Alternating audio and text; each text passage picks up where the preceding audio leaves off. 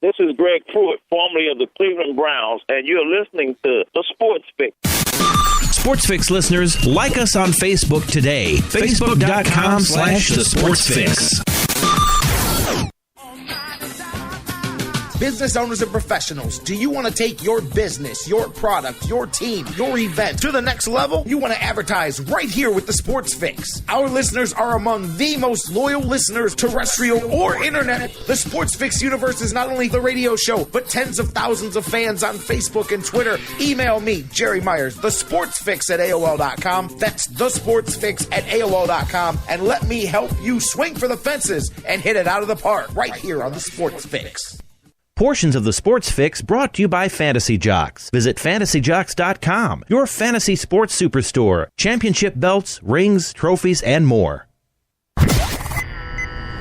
Live in Ohio, it's time to get your fix. The Sports Fix.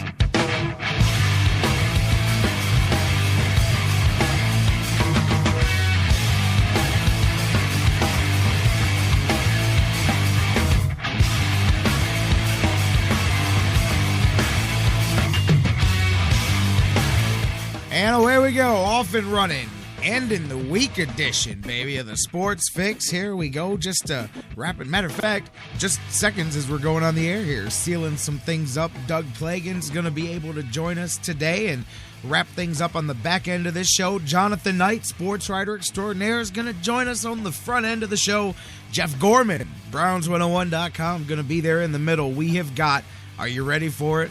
A jam-packed edition of the Sports Fix coming your way to wrap up the week. Man, I am feeling good. If you can't tell, you should be too. Not only did the Cavaliers do what they do, but just a you know me, love some late night hoops, junkie-ing, jonesing, and there was some basketball. Not to skip right past the Cavs, but I'm going to the Golden State Warriors. Brother, oh brother, man. Last night, you figured on the late game, for those of you guys that watched it, you figure, okay, this is the one where New Orleans, it's just their night. You know, you chalk it up to one of those kind of nights when the lead gets up to 20 points. You're watching this thing, I'm telling you, as you watch the game go on, if you're used to the flow and the rhythm of a basketball game, you could do the math as the game was going down. You could just see where that thing was heading. I was amazed at how fundamentally unsound New Orleans got down the stretch. I mean, guys, if you watched it, guys were flying open for free offensive rebounds, all putback dunks. Mo Spates, former Cavalier, love Mo Spates, came up big. Draymond Green had at least, off the top of my head, 3 big putbacks on offensive rebounds. I mean, man, I don't know that Golden State... See, I don't want to take away from what Golden State did and say New Orleans beat themselves because, man, Golden State just kept coming. Curry hit the 3. What a game that was, man. That was a playoff game for the ages, and most definitely a playoff collapse for the ages for the Pelicans, man. Before that, it was looking good. I mean, I was thinking, wow, this series... And I thought I was one of the guys that predicted a longer series between these teams, but that one, you know, that's the backbreaker there. I mean, you have to. Game 3, when you're coming back home, we always say you cannot overstress that as far as just the momentum and stuff that comes with that. Same thing with the Cavs, which we'll talk about here in a second. Last night, tough way to lose. I mean, even, you know, as the comeback was coming on, Ryan Anderson hit a shot. Like I said, you had Evans, you had Davis. Davis hit a good putback at one point. They kept stemming off the comeback, but boom, right back there they would come. And then you started seeing some quick shots and some bad things. But the one stat that I saw was amazing. In their final 6 missed shots of regulation, the Golden State Warriors had 7 offensive rebounds. More than the shots. They had 7. That's such an anomaly right there. More than the Pelicans had in total rebounds in that same amount of time. Just unreal. They put them every time Curry would shoot a 3 and miss. How do you stop that? We talk about stopping the Cavs. Curry's deadly enough, and Thompson, but if every time he's missing, they're putting it right back in. 4 of his 5 misses down the stretch were put back in off of offensive rebounds. Tough one there, man. Tough loss for the Pelicans, and a tough game, at least mentally, for the Pelicans fans and all of that, as Golden State now grabs control. Cavaliers, let's get into it. Cavaliers grab control too, doing their thing. You know what? Let's pause here, do the introduction, get rolling. We've got so much to get into on this show. As you can tell, man, I was fired up last night. No Indians baseball, watched a lot of hoops. Today, the Tribe getting back at it. We've got so much to do. Let's do it together. Welcome in, my friends, here to the Sports Fix. I'm your host, the Big Daddy on the microphone, J-Rocc. Jerry Myers here with you each and every weekday at noon, live across the Sports Fix radio network. Those of you listening live, perhaps on TuneIn and TuneIn's mobile app worldwide, one of the best sites to listen to the show. No disrespect to anybody else, but it's just one of the easiest places to get the show, no matter what device. Many of you listening on Spreaker, Mixler, their digital and mobile apps, or perhaps on our home base, thesportsfix.net. Make sure you bookmark that. And thousands of you guys, as always, listening on digital delay on sites around the world, like iHeartRadio, the world's largest internet radio provider, on iTunes, on Stitcher Radio. Matter of fact, rewind a second, going back to iHeartRadio, a lot of the websites that we work with are beginning to get really just so much better with the metrics and the feedback that we get as far as who's listening. And I'll tell you what, in the last, say, 60 to 75 days, there's been quite a significant increase in the usership on and listenership on iHeartRadio, as well as that is just, obviously one of the more mainstream platforms, but a lot of people beginning to discover us there. And, the only thing that kicks me about that is that they don't service the live feed on iHeartRadio. It's the only downside to that, because it's so convenient. I mean, millions and millions of people have it. You get the show sometimes as soon as literally like 10, 12 minutes after we go off the air. Sometimes it takes as long as 30 to 60 minutes. So it's close to live, and it's great for the people that listen as a digital delay on a podcast. If they can get that live feed going, I think that would really just open things up to hundreds of thousands of more people. But either way, as that continues to grow, thank you guys listening around the world on iHeartRadio. As we said, on Stitcher Radio, SoundCloud, CarPlay, all of the different places. You download, feed, subscribe, do the thing, get your fix, all of that, you guys. Thank you so much for doing it. And as we say, do it today. Phones are going to be incredibly limited, so you got to get to the social media. Phones you can always leave on the hotline at 216-539-7535, 216-539-7535. Facebook, Twitter, that's where it's at today. Facebook.com/thesportsfix. Tweet with us at The Sports Fix, CLE. Email us, thesportsfix@AOL.com. And hey, guys, today, not only let's work on getting the show. Hey, if you're listening to the show, I say this every once in a while, share it out there. But, this weekend, hit me up. I love hearing, make my weekend. Love hearing from guys for the first time that are listening to the show. Hit me up on Facebook, on Twitter, email me, whatever it is. Let me know where you're at, where you're listening, how long you've been listening. I love it. I want to hear from you. Whatever it is, Facebook.com/thesportsfix. Tweet with us at The Sports Fix, CLE. Email us, thesportsfix@AOL.com. And now enough about the Warriors and the Pelicans and, by the way, the Bulls. And I thought Milwaukee was going to pull that one out for a minute. They had the halftime lead. They had the hometown crowd going for them and all that. Chicago, double overtime. And really in that second overtime, Chicago was just too much for the Bucks. I got a feeling that may be the backbreaker in that series. Love to see Milwaukee steal one, though, over the weekend coming up here. Cavaliers are facing a very similar situation. They are also up 3-0 now based on last night. And I got to say, I think last night was the best buzzer-to-buzzer from the Cavaliers here. I mean, and they all talked about showing up early. J.R. Smith, LeBron getting to the building an hour or so earlier than the rest of the team arrives. And I think that's a really good. I'm always big.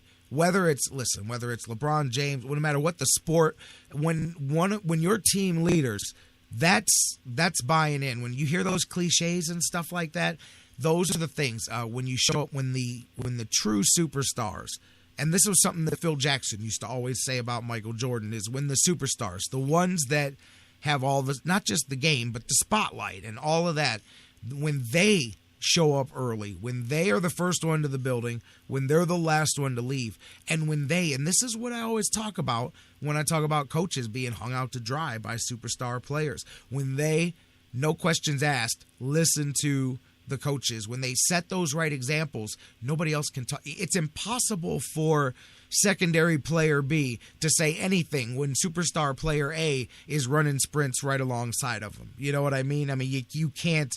So that's awesome to see those guys. And J.R. Smith, he knows he's been scuffling in the first couple of games out there shooting, even though I'll stick with this, man, as you continue to see. Guys, this is buying in. Guys, when their shots are off, especially, you know, people worried about J.R. Smith and being a malcontent other places, and when his shot's not falling, he's doing the things that he didn't sometimes he would fall into those bad things. Not here. Here he's playing defense. He's jumping in passing lanes and steals and doing the other things.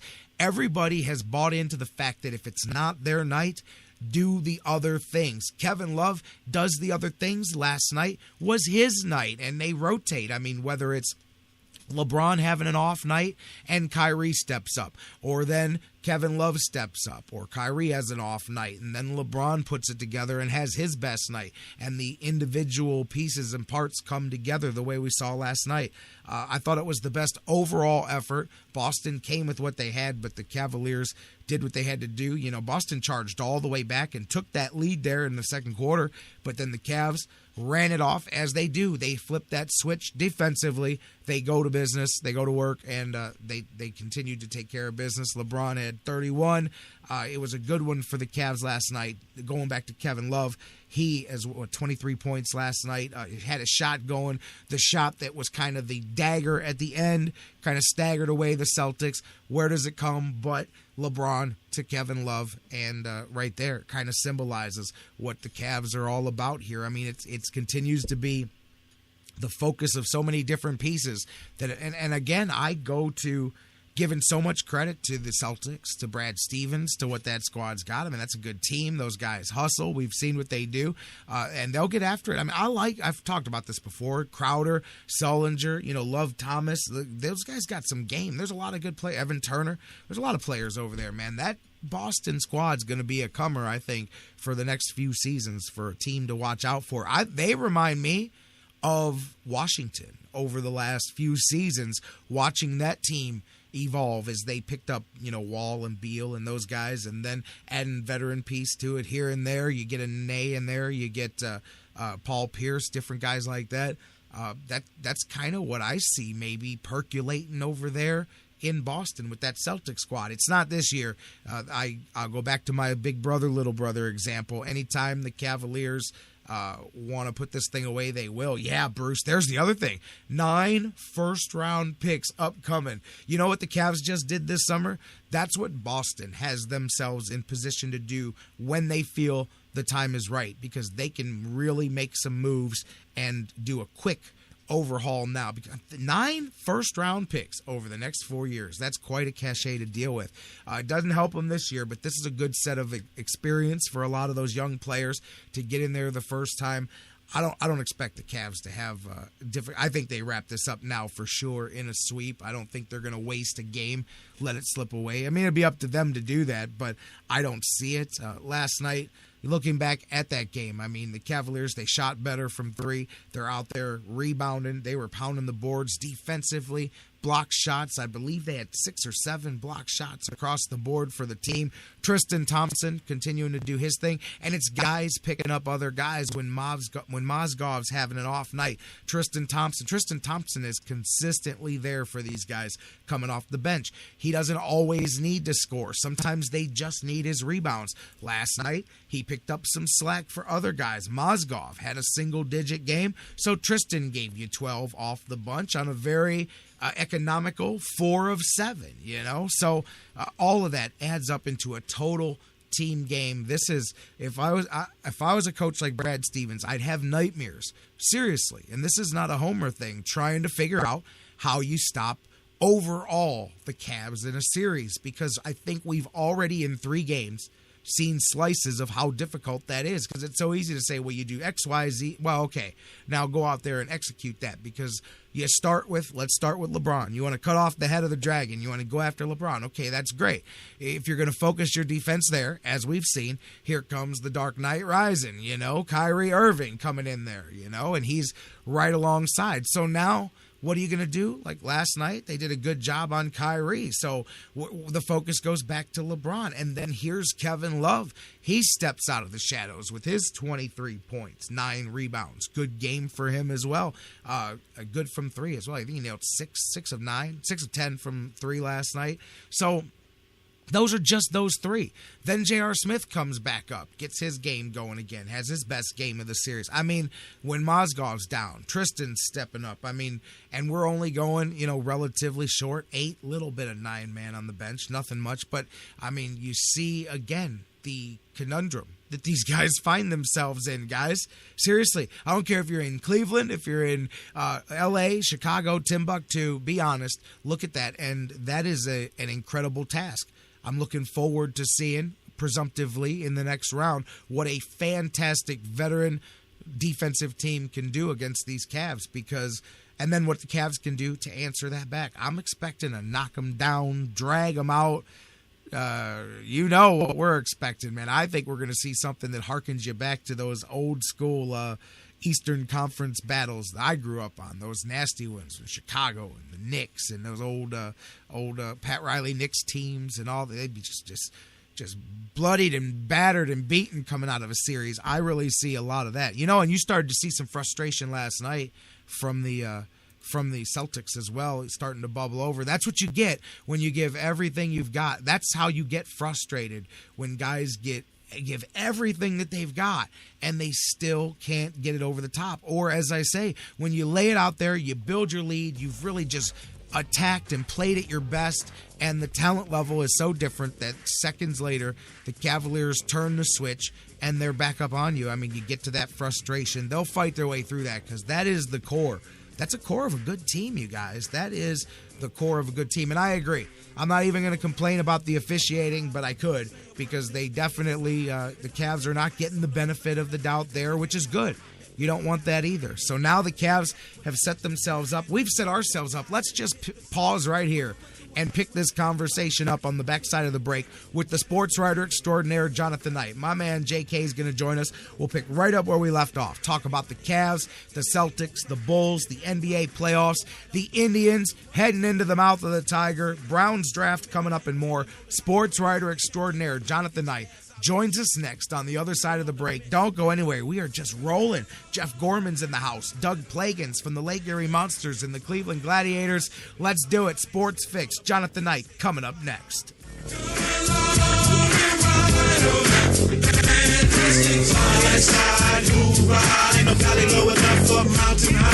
trying to find a place where I can live my life and maybe eat some steak with my beans. Get your fix. Cause it's Friday, you ain't got no job, and you ain't got to do. It's the Sports Fix. We'll be right back.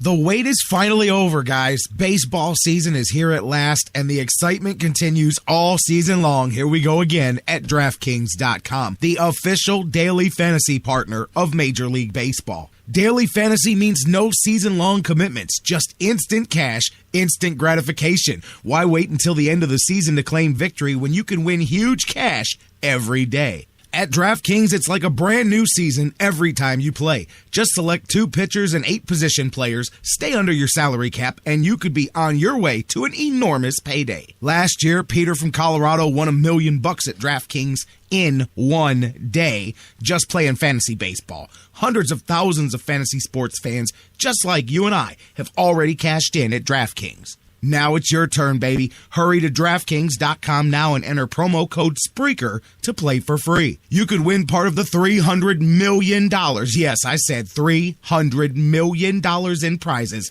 being awarded this baseball season. Use promo code SPREAKER for free entry now at DraftKings.com. DraftKings.com. That's DraftKings.com. The Sports Fix is on iHeartRadio. Download the free iHeart app today. Subscribe to the show and get your fix. Fantasy sports lovers, you put so much time, hard work, and effort into playing week to week that it quickly stops being a fantasy and starts getting real. And when the smoke clears, you want to show off those victories with a real prize. I mean, a really real prize. Nobody does that like Fantasy Jocks. The crew over at Fantasy Jocks have beautiful, high-quality, and heavy-duty championship belts, rings, trophies, and so much more for all your fantasy sports needs. There's literally only one place to go. FantasyJocks.com. What's your fantasy to say?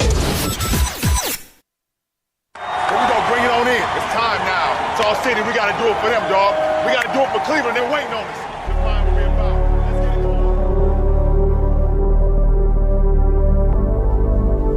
going. Every single night, every single practice, every single game, we got to give it all we got because they're going to ride with us. Everything that we do on this floor will be because of this city. We owe them. We're going to grind for this city. They're going to support us, man, but we got to give it all back to them. We get it done. The toughness that we have on the court is going to come from this city. Everybody, the whole city of Cleveland. That's what it's all about. It's time to bring them something special. Let's go. Bring it on in, everybody. Let's go. Hard work on 3. Together on 6. 1, 2, 3. 4, 5, 6. 1, 2, 3. 4, 5, 6.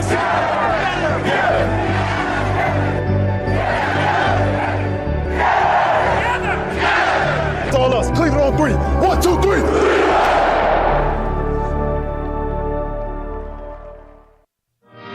Hey everybody, this is Jerry the King Lawler from WWE, and you're listening to the Sports Fix.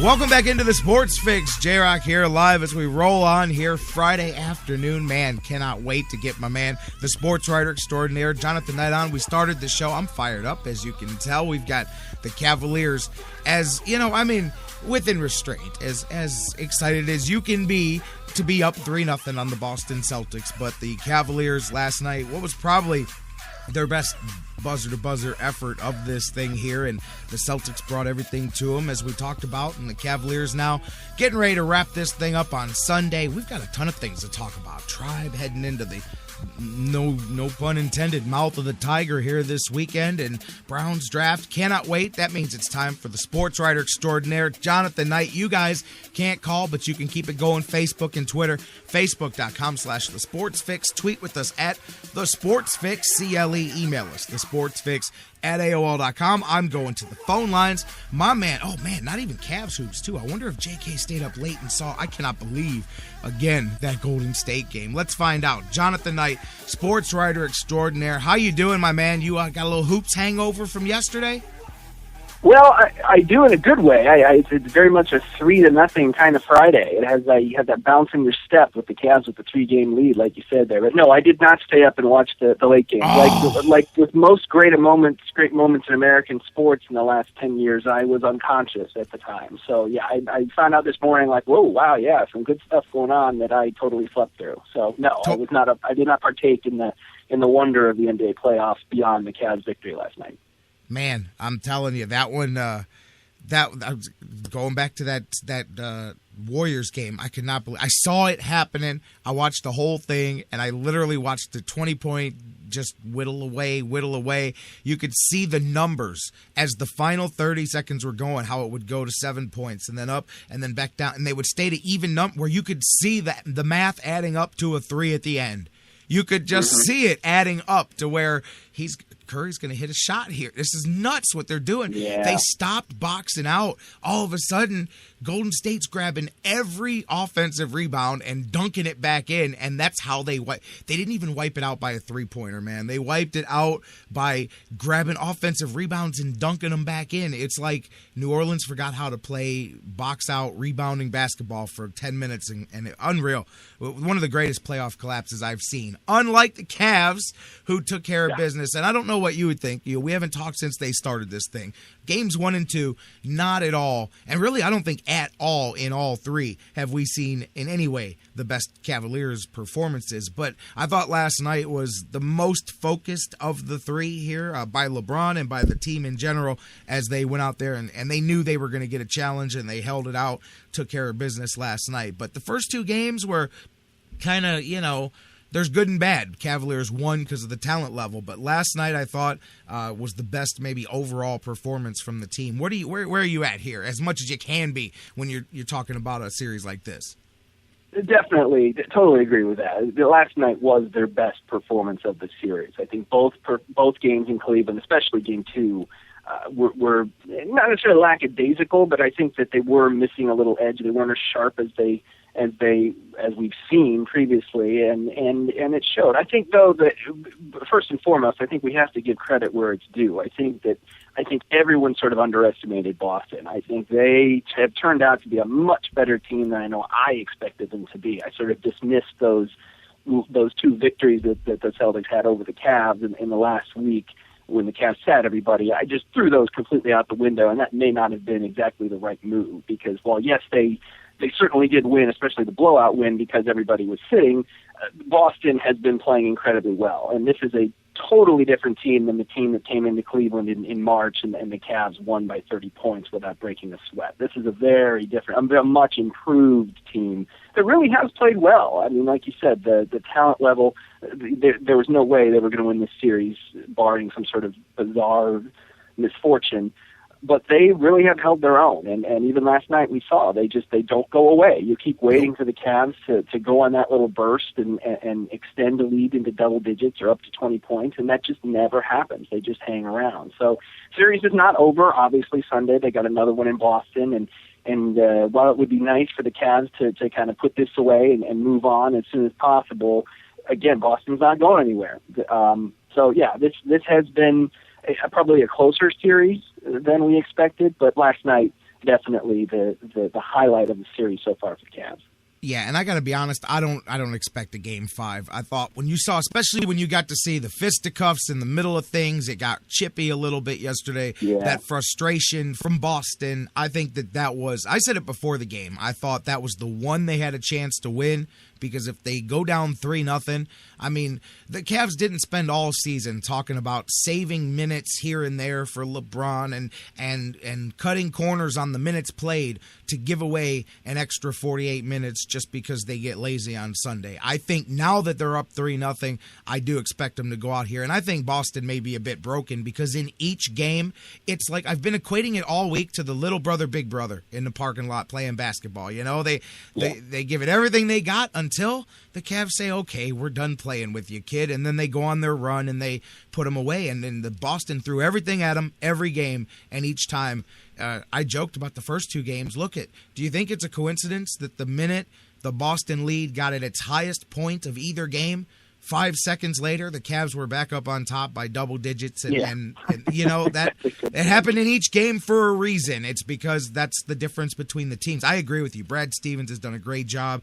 Boston, everything they've done over there, man, that's a good team. And in the next couple of years, watch out for the Celtics because they're putting something together there. But look at last night too. Again, this is where all that talk all season long. Kevin Love played great last night, by the way. Mm-hmm. And each game in this series, somebody different has been the second and third guy who has stepped up for the Cavs. Another one, I'm going to say his name again because he was the man late in that one last night, was Tristan Thompson. Again, grabbing those rebounds that nobody else is grabbing. He stopped the last little attempt at a comeback every time there from Boston by grabbing offensive rebounds, giving the Cavs an extra possession. He did it again. 5 more offensive rebounds last night for Tristan. Yeah, and that's a huge point, and I think something that people miss a little bit when they focus so much on the big three, and you talk about James and Kyrie and Kevin Love, and I think the expectation for most fans going into every game is that all three guys are going to be on, they're going to combine for 80 points, it's going to be great, and that's not really the primary advantage of the big three. As we've seen, we saw Kevin Love really did not have a good game in Game 2, but Kyrie and LeBron did. LeBron is sort of the constant. I think LeBron really hasn't had a bad game yet, knock on wood.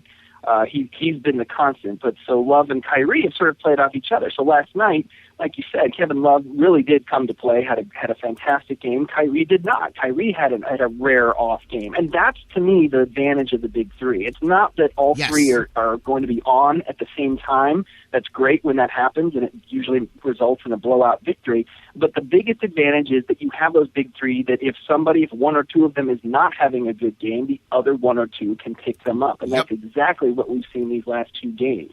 And then somebody like a Tristan Thompson, somebody else I named a big key to last night, J.R. Smith, coming back in and he had struggled quite a bit in the first two games and really turned it on. You could see that he had his stroke back, he had a couple key threes. Having him back is really sort of one of those unsung keys, and it's going to depend on not necessarily if the Cavs win or lose, but how easy it's going to be. If you've got a J.R. Smith and a Shumpert hitting from the outside, that's a big deal. But yes, Tristan Thompson, my goodness, yes. So talk about an unsung hero, the Anderson Varejao type of guy who does all those nitty-gritty, dirty things that don't necessarily show up in the box score other than rebounds. Boy, it's nice to have between him and Mozgov. You've just got such a 1-2 punch that's going to be hard for teams to account for over the course of the game. And there again, if one of them's not having a great game, Mozgov did not have a great game last night. Tristan Thompson did, and I think we saw the reverse of that in Game 2, that Mozgov did have a good game and Thompson did not necessarily, or as good a game. But that's what these playoffs are about. It's about balance, because we're not going to have Kyrie, LeBron, and Kevin Love scoring 30 points every game. That's not what this is about. The Cavs are not going to be able to win many games if that's their whole perspective, as we saw toward the end of Game 2, where Kyrie and LeBron are just scoring the last 24 points. That's not going to work. So that last night was very refreshing from top to bottom, but especially when things got tight in the fourth quarter, when Boston just wouldn't go away. There were other guys who stepped up, and that's what delivered the win. That's what makes this team great. I remember I was doing an interview on somebody else's show, right? And I'm not going to make a big deal of it, but I remember the guy. It was such a fanboy point, and I understand it. He was a younger guy. He was like, "Yeah, wait till the playoffs, man. When LeBron's out there dropping 35, 40 every night, man, this Cavs team's going to win." I go, "This Cavs team's going to win." But what you just described is the way they're going to lose. Let me tell you right now, that's how they always lose. If LeBron's out there as the man, then the Cavs aren't going to win this thing. What makes this team win is the fact that, as you said, I mean, hey, Kyrie does his thing, so now Brad Stevens goes, all right, guys, we're going to shift the way we defend Kyrie, and now here's Kevin Love. And that's the most frustrating thing if I'm an opposing head coach of playing a team that has a multi-headed threat like that, because where do you go? Because even if you're a great tactician, that's why I can't wait looking ahead for for Chicago and Cleveland, because Tom Thibodeau, I mean, the defense that they play over there, that's going to be great, because I want to see how they decide to prevent each of those guys from stopping you, cutting off each head of the monster, because that is way easier said than done. Yeah, and you're exactly right. The LeBron scoring 35, counting on LeBron to just take over a fourth quarter, essentially what they did in Game 2, that's the recipe for defeat. I mean, that's how you're going to lose games, is if you are leaning too much on one guy or just doing this isolation stuff where you're just dribbling out the shot clock and chucking the 20-footer. And you could just tell last night from the get-go that there was just a sense that this isn't going to happen. There was just a sharpness. There was more of a balance. And you got to give a lot of that credit to LeBron. I think he just he sets the tone, sometimes very subtly, sometimes by not doing much at all in terms of scoring. Sometimes he'll just go on these long stretches where it's like, my objective now for the next 5 minutes is not to score. My objective is to get somebody hot, to find who's hot, to balance it out. And so you have that coach on the floor sense that I don't know that you had 5 years ago, honestly. I don't know if it's a maturity thing. I don't know if he's just a wiser player now than he was then, but I don't know that we had that in 2009 and 2010. I agree. I think particularly in the playoffs, it was just, okay, just hang close and LeBron will find a way to win in the fourth quarter. And that's not the mentality that he has, certainly, now throughout the entire game, but even in the fourth quarter when it's like, okay, we need a bucket. Yeah, he's the go-to guy, and he's going to be the guy who you're looking to, but as we saw last night, who hit the shot that essentially clinched the game? It was Kevin Love. It was LeBron James driving to the bucket and kicking out to Kevin Love. That is the scenario that we envisioned back in July when they got Kevin Love, was exactly this. Was everybody focused on LeBron in crunch time and him kicking it out to Kevin Love, hitting a three that essentially won the game. And you're right. I mentioned yesterday something that the other day I heard him talking about in the maturity in his thought process from earlier in his career, talking about how he's learned in the playoffs that when you lose games right at the end, you didn't lose that game at the end. He goes back and looks at, in the first quarter, the loose ball that you don't run after, knowing that those things cost you the game, not what happened necessarily in the last 30 seconds, and teaching that to the other guys, that sense of urgency that you only learn once you've lost it, and I dig that. It's a more mature LeBron, and this is exactly the way you thought the first couple of games here were going to go. And I'll tell you what. Credit, I'm sorry to interrupt you. To the Cavs' credit, they did not get a lot of calls last night. I mean, it was a very physical game that I think the Cavs adjusted to, and Boston hung around because they were scrappy, and the Cavs were losing balls, and there were several jump balls where Boston's kind of digging in, and the Cavs felt were reaching in, and instead were turning into jump balls and turnovers and what have you. And the Cavs hung in there and adjusted, and this was, they could have easily written it off like, well, it's not our night. They're going to get this one because they're getting the calls and they've got the momentum. And again, there's that maturity there that the Cavs easily could have let that one slip away, but they did not. I think had they not learned from their mistakes in game 1 and 2, they would have lost. That's why I had a bad feeling going into last night. And even in the first half, even when they led throughout essentially most of the game, they pretty much had at least a marginal lead throughout. But you still just have that sense that, boy, they're not getting the calls. This game is not the tone of this game is not what they wanted. And yet they endured. They persevered and pulled it out. So I feel much better after game 3 than I did after 1 or 2.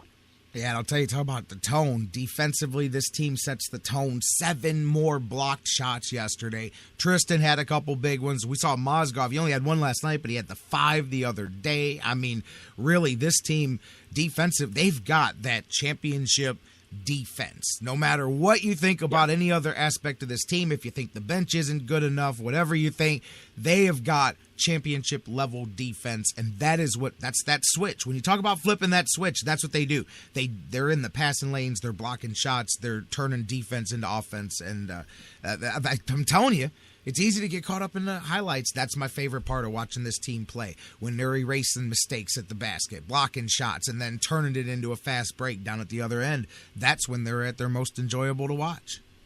Yeah, and that defense, again, more so than LeBron turning it on and taking over a fourth quarter and scoring a lot of points. I think if the Cavs do have an on switch, it's on defense. I think we saw it. I think we've seen it in every game, essentially, but especially last night. You saw this game is narrow in the fourth quarter. It was a 3-point game with, I think, 4 minutes to go. The Cavs just turned their defense up to 11, and the Celtics scored maybe 4 more points after that point. I mean, it was just like when we need that defense, we just flip that switch, and it's there. So that's always nice to have. It's nice to have that knowledge that, hey, there's another level of defense that we've got, that it's there winning if we need it.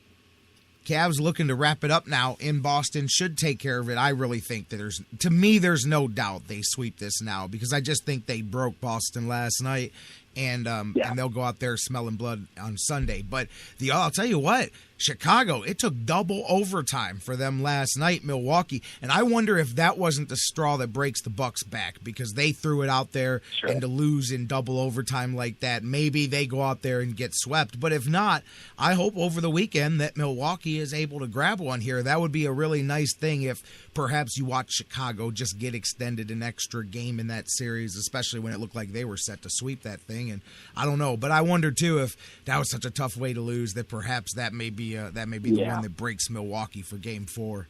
Yeah, psychologically, it's tough. It's so much. You're so up for Game 3. It's your first game at home. You want to get back into the series. It's a totally different. That's really the benchmark game of a 4-game of some of these quicker early best-of-7 series. It's that third game. You lose the first 2 on the road. You're like, okay, if you win that third game at home, it's a totally different series. Now you think you're in it. You've got momentum. You've won for the home crowd. You're energized. You lose that Game 3, we're screwed. I mean, we're just dead meat. So it's when you're down 0-3 and going into Game 4, yes, you're at home, but I mean, coming back from a 3-game deficit after you just lost an emotional game at home, now it's you're playing for pride, and that doesn't always work. No. That's all you're playing for. So I'm sure I'm not the only person thinking, gosh, why did we why do we have to switch away from the best of 5 format in the first round? Me like, too. Why can't we just be done with this? Yeah. I like the best of 5. So many people, I never really understood it. People, well, why should it be a shorter series? I think I know it's because they want more games, they want more opportunity. It's money. Yeah, that's absolutely. Nothing maybe to help prevent upsets a little bit. It's easier to beat. Yeah, but even that's like, geez, if you're losing to somebody 3 times, you can't say, well, they caught us on a bad day. That's not what's happening. So I used to like that. It's just one more game you got to play, and that's fine. Let's do it. So yeah, it would be great if the Cavs could wrap this up and move on and let's just be done with it. So and I think the Cavs too. I think that we have not seen that explosive game. I think they still have one of those in their back pocket, and if the series continues on long enough, we will see it. I think the Cavs do have a blowout in there. That they're. Not that they're saving, but when the stars align, when all big three have a big game, when Boston comes out a little flat, the Cavs are going to come out one of these times, maybe Sunday or maybe in Game 5 if it goes that far. They're just going to take over the game in the first quarter because that's really been why I think a big part of why the Celtics have hung around is that they've had these good starts and they've built these nice little leads in the first quarter, and that just keeps you going. So you take that away if the Cavs just come out hot one of these games and take about a 10, 12, 15-point lead in the first 12, 15 minutes, then it's something else. Now the Cavs are up by 25 in the third, and now you're just milking the clock. So I think that's going to happen. If this series goes on long enough, another game, another 2 games, we're going to see one of those games where the Cavs just flex their muscle and Boston cannot keep up. They win comfortably, and that'll be a ball game. That's what I expect for Game 4, to be honest with you. And I'll tell you what, I hope they're saving that best effort because I don't care if it's looking ahead. I mean, just looking at last night's box score from Chicago, these cats are out here. They had 3 double-digit rebounders last night. Man, they've got a big front line with those guys they can throw at you. And although they do have Mirotic banged up, Butler and Rose, they can match what the Cavs do. People forget Atlanta. You can look at Chicago. That's going to be one heck of a series coming up next week, my friend. Yes, it is. Yeah, that's going to be. It is. And like you said, too, as much as it's like, well, we want Chicago to lose one, so they have to play an extra game, and the Cavs don't. As we talked, I think, a couple of weeks ago, it's like that doesn't always work out. Nope. But the Cavs have been burned by that, too, where you finish real early and then sit there for about a week waiting for your opponent to emerge, and you think that, well, that's great, that you don't have to play, you get that extra rest, but then you either lose your sharpness or the other team is they're hot. Playing better and they have more momentum. They're hot. So yeah, it doesn't. I just let me know. Give me the day and the time, and let's show up and play. I'm not going to sit here and worry about what Chicago's doing. Just tell me when to show up, and the Cavs will be there. I'm with it. If both teams win this weekend, it looks like it'll probably be next Wednesday for Game 1 of the next round. So let's see how they take care of business. Rapid fire, man, as we wrap things up, because I don't want to bring the conversation down too much. So I know it's been a tough week for the Tribe, and this weekend they are literally in the mouth of the lion, of the tiger per se, exactly, because they're in Detroit this weekend. They could have picked a better set of circumstances to head into Detroit because they're really just playing bad baseball right now. Yeah, boy, is there anyone in Major League Baseball you would least like to play right now than the Detroit Tigers for the Indians? Maybe Kansas City. That's about it. Even when the Indians have been playing well the last couple of years, the Tigers have had their number. So now that the Indians are scuffling, this could be ugly. But to say this for the Tribe, I know it's been ugly, and Wednesday in particular was very ugly. You take away Cody Allen and floating in the ninth inning on Monday night, and the Indians really did outplay. They should have won 2 of those 3 games. And I think we'd feel much better had Cody Allen just come in and got those 3 outs and won Monday. And then if everything else had transpired and they won 2 of those 3, even with the ugly performance on Wednesday, I think we'd be able to write that off, and we'd feel much better. So not to write that, I mean, it's a loss. I don't mean to discount it. It counts as much as any other loss. And it is just one game, and I think that they're not this bad. I think this is whatever reason. I think this is a trademark of a Terry Francona team. They just start slow. They don't figure it out until you're about a month into the season. We've seen that the last 2 years. That the Indians really, really look terrible in April and then just hit their stride and are much better. I don't know if it's weather related. I don't know what exactly it is. I can't pinpoint. It's the long season thing, JK. Well, and there's that, right. No, but I mean, that's what I think it is. Terry Francona is the master of the one day at a time mantra. We always mention that, how he's big on the big. I've been thinking about what you just said a lot. Why is it that they seem to start that way? And I think that's the downside that comes with the big picture perspective, is that you don't attack April with urgency, because there's May, June, and I don't mean that you don't try to win, but in your mind, as soon as you put it behind you, it's the next day. It's that mindset of one day at a time. So I don't know. I think that's a part of it. I don't know that it explains the slow start, but it explains not panicking over it every year, I guess, anyway, if nothing else. But I think it's we were mentioning that yesterday, Mike Brandenberry and I said, man, I think that's a part of it, is that, but the downside is that those games that you lose in April still count in October. So and that's what you look back when you finish a game back. Yes, when you finish 2 games out of the wild card in September. We gave that. Cody Allen gave that one away on Monday night. You look back at that, but like you said, it's a long season. There's going to be the Tribe's going to win games like that. I know they're going to, they win that they don't deserve to win. So it's a wash, really. I mean, it really does. I think whether you're good or bad, I think you win as many that you shouldn't as you lose as many as you shouldn't. I really think those things tend to equal out over the course of a normal season. So just hang in there, even to this weekend, because I think it's going to be darker before the dawn here. You're right. So well. Yeah, so just hang in there, let them come back home. They will figure this out. May is coming. Everything's going to be okay. I'll tell you what's going to happen. Besides, you got the shade, as we've been saying, of the Cavs playoffs. The Indians have 6 or 8 weeks or so here of being under the cover of darkness, as far as people really focusing on what they're doing. So they got plenty of time. By the time the Cavs playoff run is over, the weather will warm up. Jan Gomes will be probably close to playing baseball again. There's a lot more to get to. Hey, you know what? It's funny you mentioned that. I just had a column published this morning on Did the Tribe Win last night, basically exploring exactly that the Indians sort of get a mulligan here over the next few weeks, because everyone's going to be focused on the Cavs. And this has happened many times in their history. There have been times where the Indians have benefited from the Cavs being in the playoffs, especially some of those longer runs, and the Indians are struggling, so you don't really pay that much attention to it. The flip side is that, yes, there have been some years where everyone's kind of focused on the Cavs in the playoffs, and the Indians are doing some good things, but we're not paying attention because we're all focused on what the Cavs are doing. So it's funny you mention that, because that's exactly what's going to happen. For better or worse, that's the Indians are really on the back burner for at least the next few weeks. And that's the greatest thing for them right now, is they can use that to buy themselves. Right. Yeah, they can buy themselves a little bit of time. And guess what? Maybe they heat up next week. You get Kansas City, who seems to physically be heating teams up. Yordano Ventura has now got 3 straight starts. I don't know if you even saw that. He has emptied the other bench in 3 consecutive starts. He did the deal with Trout and the Angels back at the beginning of April, then Brett Lowry last week, and then this one here that happened last night with the White Sox and Adam Eaton. 3 consecutive starts. He has caused the benches to empty in his game. So been a bit of a controversial month of April for him. But man, Kansas City's they lead the league. They've got more ejections than the rest of baseball put together. They've got the 9. Indians have home runs.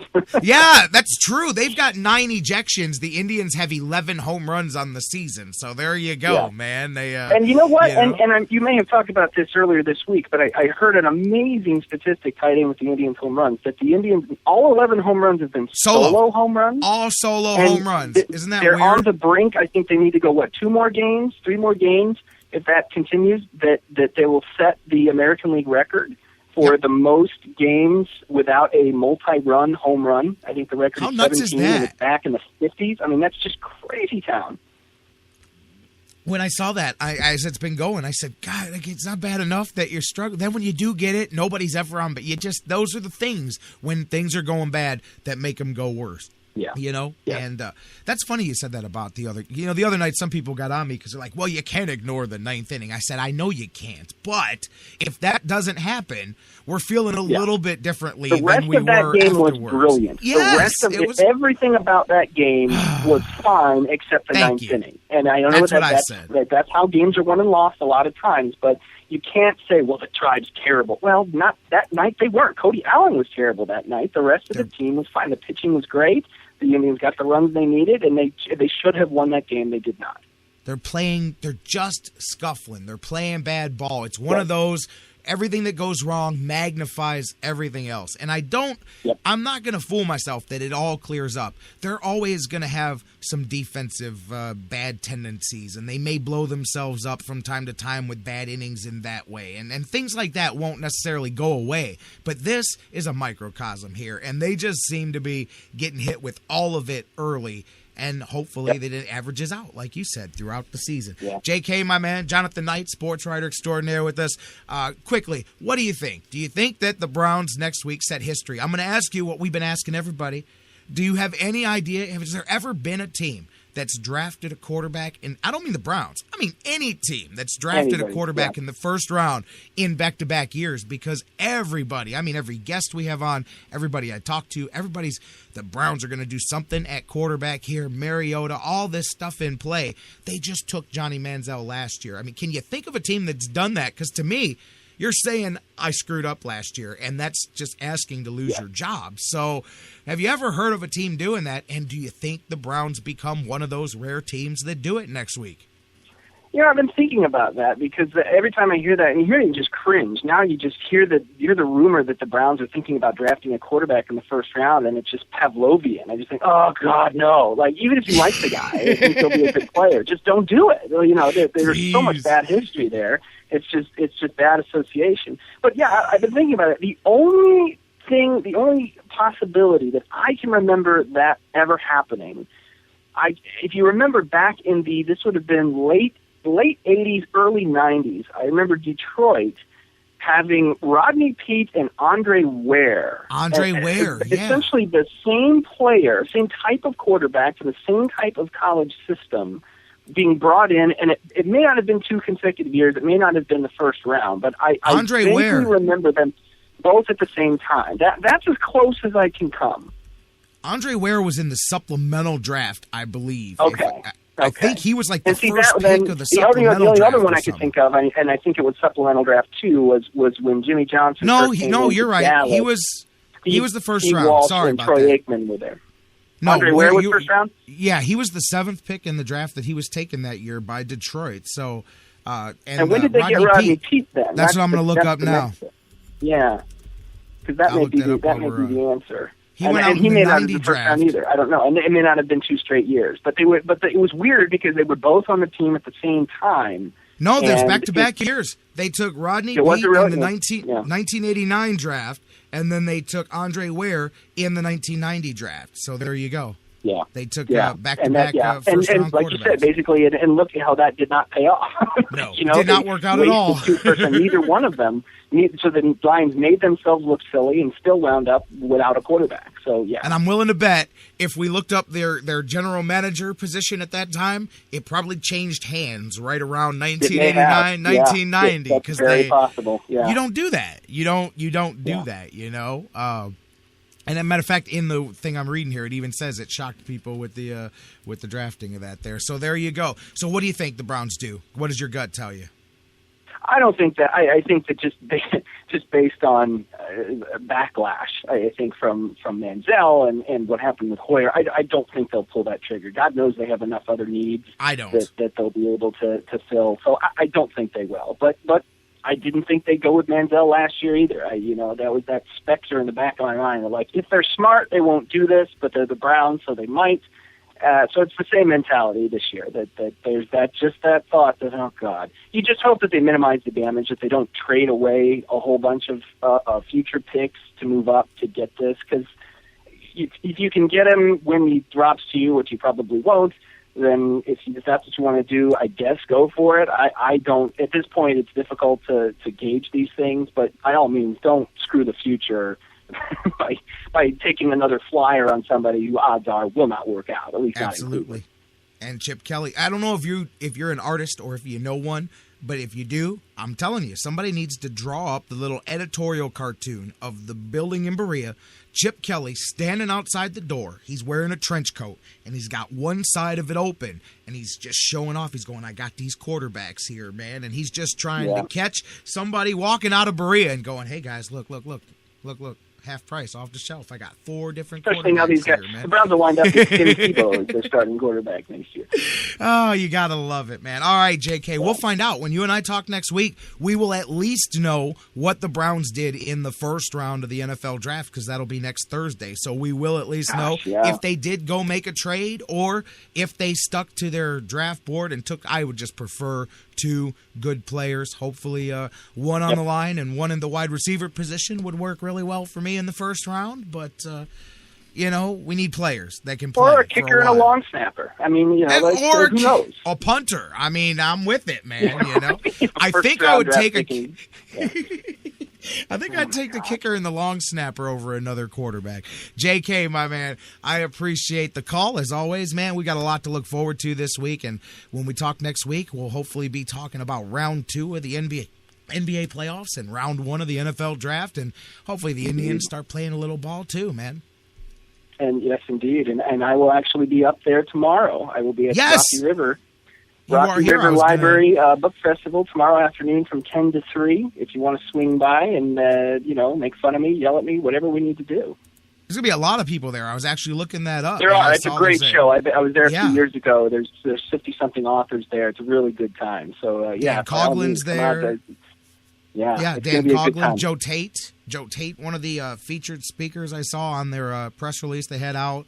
Coughlin, yourself, a lot of Neil Zerker, a lot of local authors, different guys. Big Chuck, I think, is supposed to be out there. So there you go. That's right, yeah. Unless there's another Chuck Shadowski out there, I do believe that would be a fairly common name. I mean, what are the odds?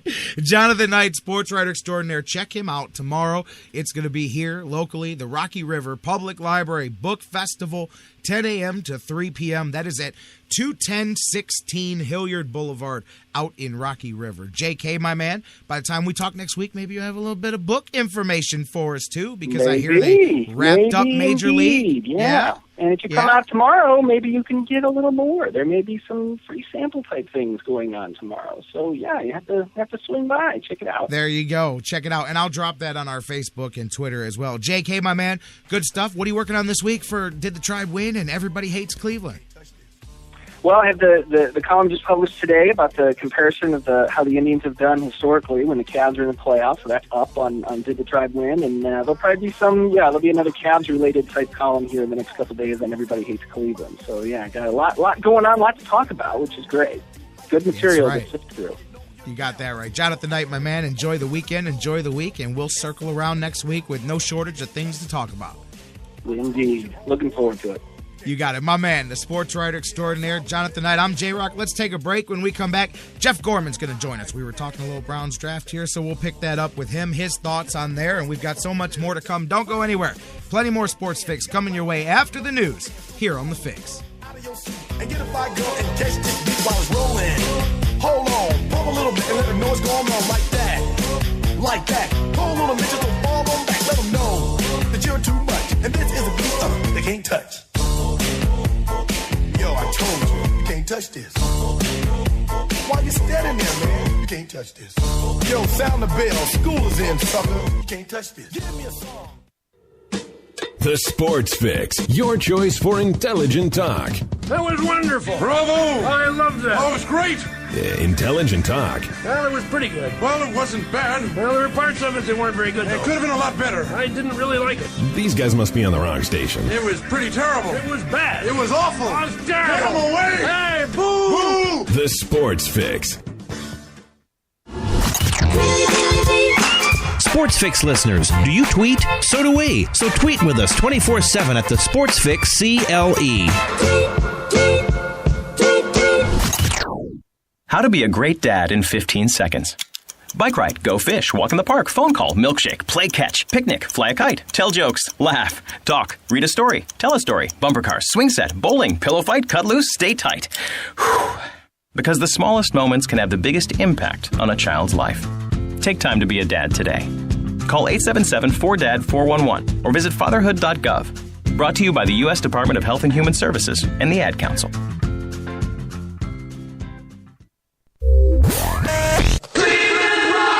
Have you gotten your copy of Cleveland's Finest yet? Highlighting the best moments, players, and media members in Cleveland sports history? He won it! Elo in a three-point In-depth personal interviews with some of the top names in Cleveland sports fill the pages of this incredible book. Cleveland's Finest by Vince McKee is this year's must-have book for every Cleveland sports fan. Available now at Amazon.com. Get your copy today. Business owners and professionals, do you want to take your business, your product, your team, your event to the next level? You want to advertise right here with the Sports Fix. Our listeners are among the most loyal listeners, terrestrial or internet. The Sports Fix universe is not only the radio show, but tens of thousands of fans on Facebook and Twitter. Email me, Jerry Myers, thesportsfix at AOL.com. That's thesportsfix at AOL.com. And let me help you swing for the fences and hit it out of the park right here on the Sports Fix. Portions of the Sports Fix brought to you by Harry Buffalo. Harry Buffalo, join the herd. News break. Good morning, I'm Bob Picozzi. It will be one of those game-time decisions. Spurs guard Tony Parker, questionable for tonight's Game 3 in San Antonio against the Clippers. 9:30 Eastern Time on ESPN. The series is tied at 1. Parker left Game 2 with a sore right Achilles. L.A. has won 8 straight road games. Cleveland has a 3-game to-none lead over the Celtics following its 103-95 win last night in Boston. LeBron James scored 31 points for Coach David Blatt's Cavaliers. Well, obviously the job's not done. We're still in the fight. Boston's not going away. They haven't up to this point, and then they won't. We have to win another game. And one of the reasons that we've won these games is we have respected our opponent. Game 4 Sunday in Boston, 1 o'clock Eastern Time Sunday on ABC. Rookie Philip Forsberg had his first career hat trick last night at Nashville's 5-2 home ice win over Chicago. The Blackhawks lead that Stanley Cup Western Conference first-round playoff series 3-2. Second round at the Zurich Classic of New Orleans, Brandon DeYoung is 9 under through 10 holes. He has a 1-stroke lead. Players' Championships in 2 weeks. Tiger Woods will be in the field. He tweeted this morning he'll return to the tour on May 7th.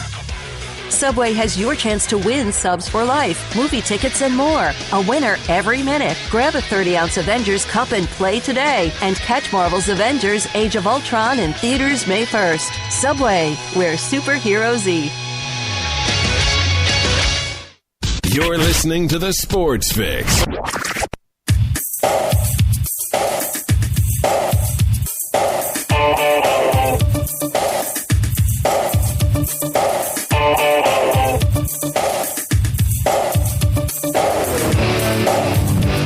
Welcome back to the Sports Fix as we hit hour 2. J-Rocc with you here. Want to thank the sportswriter extraordinaire, Jonathan Knight, for being with us. A lengthy conversation, and I was checking out his article that he was referencing on didthetribewinlastnight.com this week. You guys could go check it out anytime here over the weekend. I recommend it. He's such a great sport. That's why he's not just the sports writer. He's the sports writer extraordinaire. But anyways, he did a good piece looking at the Cavaliers-Indians overlapping with the Cavs playoff history. In the 18 Cavs playoff trips, he found out that the Indians have posted losing records during the overlapping stretch of games. 10 out of 18 times the Cavs have been in the playoffs, and some good stuff. He goes and points out the different splits. The years when the Cavaliers stole the Indians' spotlight, 85, 89, 90, 2007. The Cavs stole the spotlight from some Indians runs. And years where the Indians stunk at the start of the season, and the Cavs took the bullet for the Indians, much like what we're looking at here. 88, 92, 98, 2006. Some interesting stuff, and check it out, you guys, as always, and Mike Brandenberry and all the guys over at didthetribewinlastnight.com. You know, another thing is we get ready to go to the phones. Jeff Gorman's going to join us here from Browns101.com. We're going to kind of pick up where JK and I left off, talking a little bit about the Browns with the draft coming up here. He pointed out another example. We kind of, conversation takes a life of its own. Going back over what we were talking about, another example, and you got to go way back. This is how rare it is to find a lot of these double back-to-back number one quarterback situations, but the Dallas Cowboys example that he mentioned that we kind of brushed past with Troy Aikman, and then they also took Steve Walsh, number one in the supplemental draft. That was, I think, what I was thinking of with Andre Ware, because I remember Andre Ware set all kinds of records at Houston and all that. A lot of people thought he was going to be a major deal. Not so much. Same with Rodney Peete, although he did hey, man, his life's pretty good. He played a little football, and he married Holly Robinson. So Rodney Peete did pretty good for himself. But Steve Walsh, Troy Aikman. And you know what? That is a clear-cut example of a team that didn't know which guy was going to be the guy. They went for both. They said, you know what? We're going to have two potential franchise, because a lot of people thought Steve Walsh was going to be, I don't know, but at the time, people had high expectations for Steve Walsh, I believe, coming out of Miami. I could be wrong, but I think I might have been like 10 at the time, but thinking back, I do. But anyways, I know Dallas, I remember I read really good breakdown on the Cowboys run with Jimmy Johnson and Jerry Jones and stuff during that era, and that was their thought process, was one of the two stud quarterbacks here will develop, and I think that they thought it was going to be Steve Walsh. If I remember right, I think they were actually leaning that way, and of course history took care of itself, and Troy Aikman became the man, and Steve Walsh became a piece of lost history, and so I don't know.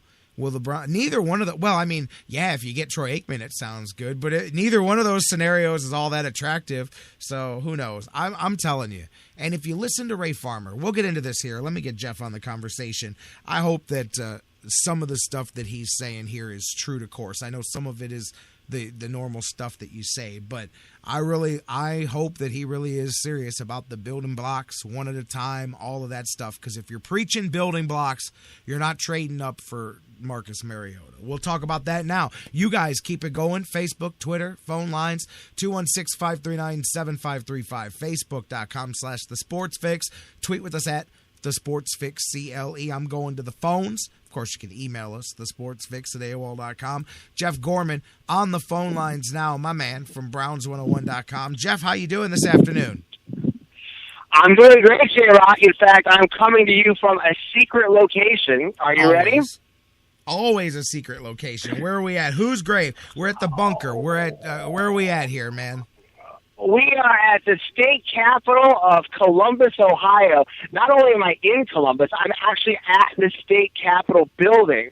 My daughter's down here for a youth Christian leadership conference, and she had to come up with a new state law, and she decided to outlaw kale. What is wrong with kale? Why do these kids not? Kale is the building block of my life, man. My son, same thing. I'm telling you, man, I could live on kale, man. If they could figure out a way to make coffee with that stuff, then I'd be all right. But anyways, that's cool, man. You're always out there. I love that, man. You're always out about doing different things with the family, stuff like that. Good stuff, Jeff Gorman. And all right. Let's pick up there, man. I mean, you kind of heard a little setup. JK and I were talking a little bit before the break about the Browns draft here and mentioning, and I'll throw to you the same question. We've got those two, Walsh and Aikman and Rodney Peete and Andre Ware, very difficult in NFL history to find circumstances where teams drafted quarterbacks in the first round back-to-back years, and for good reason, because that's always a bad thing. That means you went wrong the year before. So many people just dead set that the Browns are going to do that. Did you get a chance, first question, did you get a chance to listen to what Ray Farmer was saying yesterday as he was doing his meeting with reporters leading up to the draft? Did you catch what he said? I read the entire transcript. I didn't hear it, but I read the whole thing. Yeah. Yeah, and absolutely. Well, that's the same thing, man. You don't have to hear it in his voice. Just put it in his voice in your head. But yeah, I heard it with my eyes. He kept harking back to about how his philosophy is to build a team and how it's not flashy, it's not pretty, it's not about making the big move. It's about, and I know this is the time of year where you can't take anybody at face value, but this is more than just draft time that Ray Farmer preaches that. And as I kept going back to what he was saying yesterday, I really hope that is the Browns' approach in this year's draft, is to go out there and get the best players available every time you come up and build your team. Add players to your pile here. Be patient, because that's all he preached yesterday, was the patient route and adding players one at a time. And that's the exact opposite of what it would take to make a big trade at the top of the draft. That's what I want the Browns to do, is to build one at a time and get two players in the first round. But what did you think? Do you feel smokescreen, or do you feel that that's truly his intentions? Because I do. Well, I think that is truly his intentions, too. If he's trying to put up a smoke screen and trying to throw people off the scent and say that he's not going to trade up and get Mariota. He did a great job because he really sounds like he's not going to trade up. Although someone did ask him, if you had the chance to trade 12 and 19 for Mariota, would you? And he said, sure, why not? But the rest of his speech really indicated that it wasn't something he wanted to do. He wanted to take the best player on his board, but he says, there's no place on my roster that I feel like I'm totally stocked where I can't drive competition, as he likes to say it. So he's going to try to build his team with everybody he has. But, again, if a scenario comes up, it'd be hard for him to lay off of that. But, that's not necessarily why I think that the Browns aren't going to trade up and get Mariota. They might even want to, but I think there might be so much competition that somebody else might possibly beat them to the punch. You never know what a team like the Jets or the Chargers, or you never know what the Eagles are going to do these days. Oh, yeah. Could try to get up there.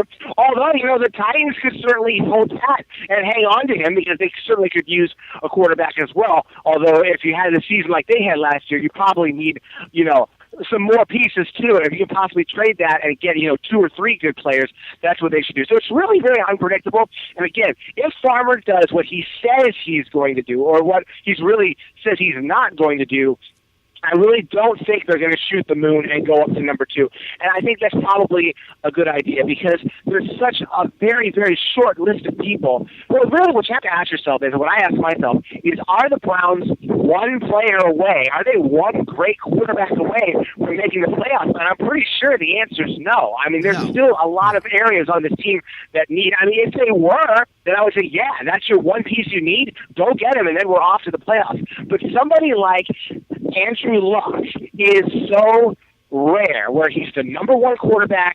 He's coming out of a pro-style system, and that's very important because you're doing the most with Mariota and with Manziel. You're going from the spread to the pro-style system. Somebody like that is so rare that you can get him and you can get right to the playoffs the next year. And people are so enamored with that tantalizing possibility. But I obviously don't think Mariota is the one guy who's just going to be your silver bullet and jump right in and bam, you're off to the playoffs. And if he's not, I think you need to keep both of those picks. Yeah, same thing here. And now I do believe, and I think if you listen to what Ray Farmer said, he spelled out there is a scenario for him to go after a quarterback. And I do believe that the Browns have set kind of their threshold. And I don't know what it is. It could be number 6, number 7, number 8. I think the Browns have set a threshold where if against odds, our guy, Mariota or Winston, which Winston's going number 1, we already know. But if our guy, now we're not going to go up and pay the price to go up to 2 or 3. But if he falls to 5, 6, 7, if I think they've got a choke point where if it hits there, then yes, they would most definitely be interested in going up a couple of spots. And he mentioned that yesterday, Ray Farmer, when he said, he used the term, consideration at the right time with a lot of players. And I think that's a clue to their aspirations when it comes to Mariota. I do believe they think the price is too high to go all the way up there to get him. But if the board plays itself out to where now you can go up a couple of spots and get him, then that's a total different scenario. And then I think they would find themselves interested in. But, you go back to, he gave the whole, and again, you take this stuff out of, Bruce said, both sides of your mouth. A lot of guys talk that way at this time of year, but he gives the whole euphemism about brewing his cup of coffee and going and getting the grounds and then getting the filter and then putting the water in and waiting for your cup. And people want it right now, but you got to wait for that perfect cup of coffee. That, to me, is a guy that is going to take as many football players in this draft as he can and is not going to go make any big move unless it's just one that you go, okay, I can't walk away from this. Right, and it's a situation where if you don't have to trade as much or as high to get Mariota, then that's a smart football move. And, and that's not necessarily admitting that, you absolutely, blew it on Manziel, although after 1 year it looks like that. There is a chance that over the next couple of years he could turn out to be something. But, of course, the first year, him and Justin Gilbert were both, big duds. But, they have a chance. They both have a chance to end up being fine, just not right off the bat. Again, waiting for your cup of coffee. So, And, there's nothing wrong with having both of those guys on your roster, but I really don't think that, because, we think, well, what the Browns should do. Remember, everybody else is thinking along those same lines, too. If you go down the first 5-6 picks and Mariota hasn't been taken, the phone's going to be ringing off the hook. The Browns won't be the only ones with a phone in their hand trying to offer something to get up and get him. Again, the Browns might want to make this trade, but they might just get beaten out by somebody else. Exactly, and demand drives the price, and that's the other thing is that, like you said, just because a guy drops a few spots, there's other teams watching him too. That was the other example that I chuckled at when he said that yesterday. He said, hey, if a guy knows you need something, the price is way different, If I'm out in the desert and they know I need a glass of water, it's $10,000 for that glass of water, Meanwhile, so-and-so comes walking down the street. I might have just gave it to them for $1, but I know you need it, so I want $10,000 for your glass of water. It's the same thing here, man. Same example, and you just hope at the end of the day that they don't. Not because they didn't do right last year, because that's what I don't want to be part of the equation. If you feel that's your move, go make it. If it's not, then don't make it either. But I don't want them to overcorrect this year mistakes from last year. Make the right picks for this year. Throw out who's on your roster. When the draft is over, then look at who you got. And if you've got a surplus of players, good. We'll figure that out. Right, and the interesting thing is the Browns are in a very interesting position as far as Mariota goes, having the quarterback coach, Kevin O'Connell, who worked with him so much.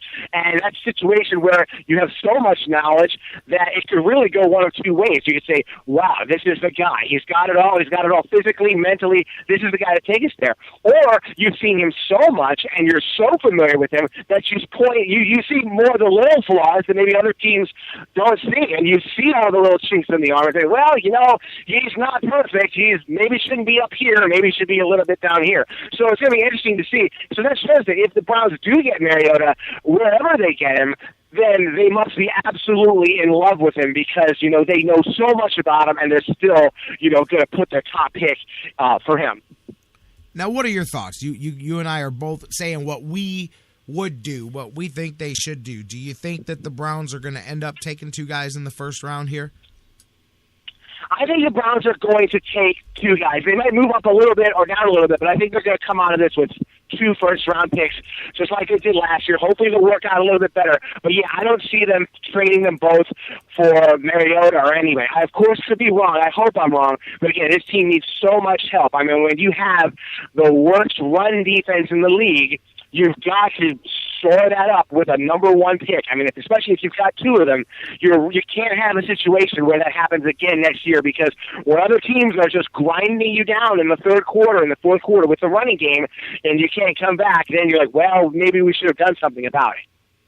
Absolutely, and that's one of the reasons why, boy, I'd be all about Shelton there. The funny thing is that a lot of people keep projecting him in their mock drafts at 19, and man, I stretch myself to wonder how he's going to make it to 19. Like I just don't know that's. I think you may have to take him at 12 if you want him bad enough, or you may have to move up that 19 to maybe like 14 or 15 because I don't know that I could see him going all the way to 19.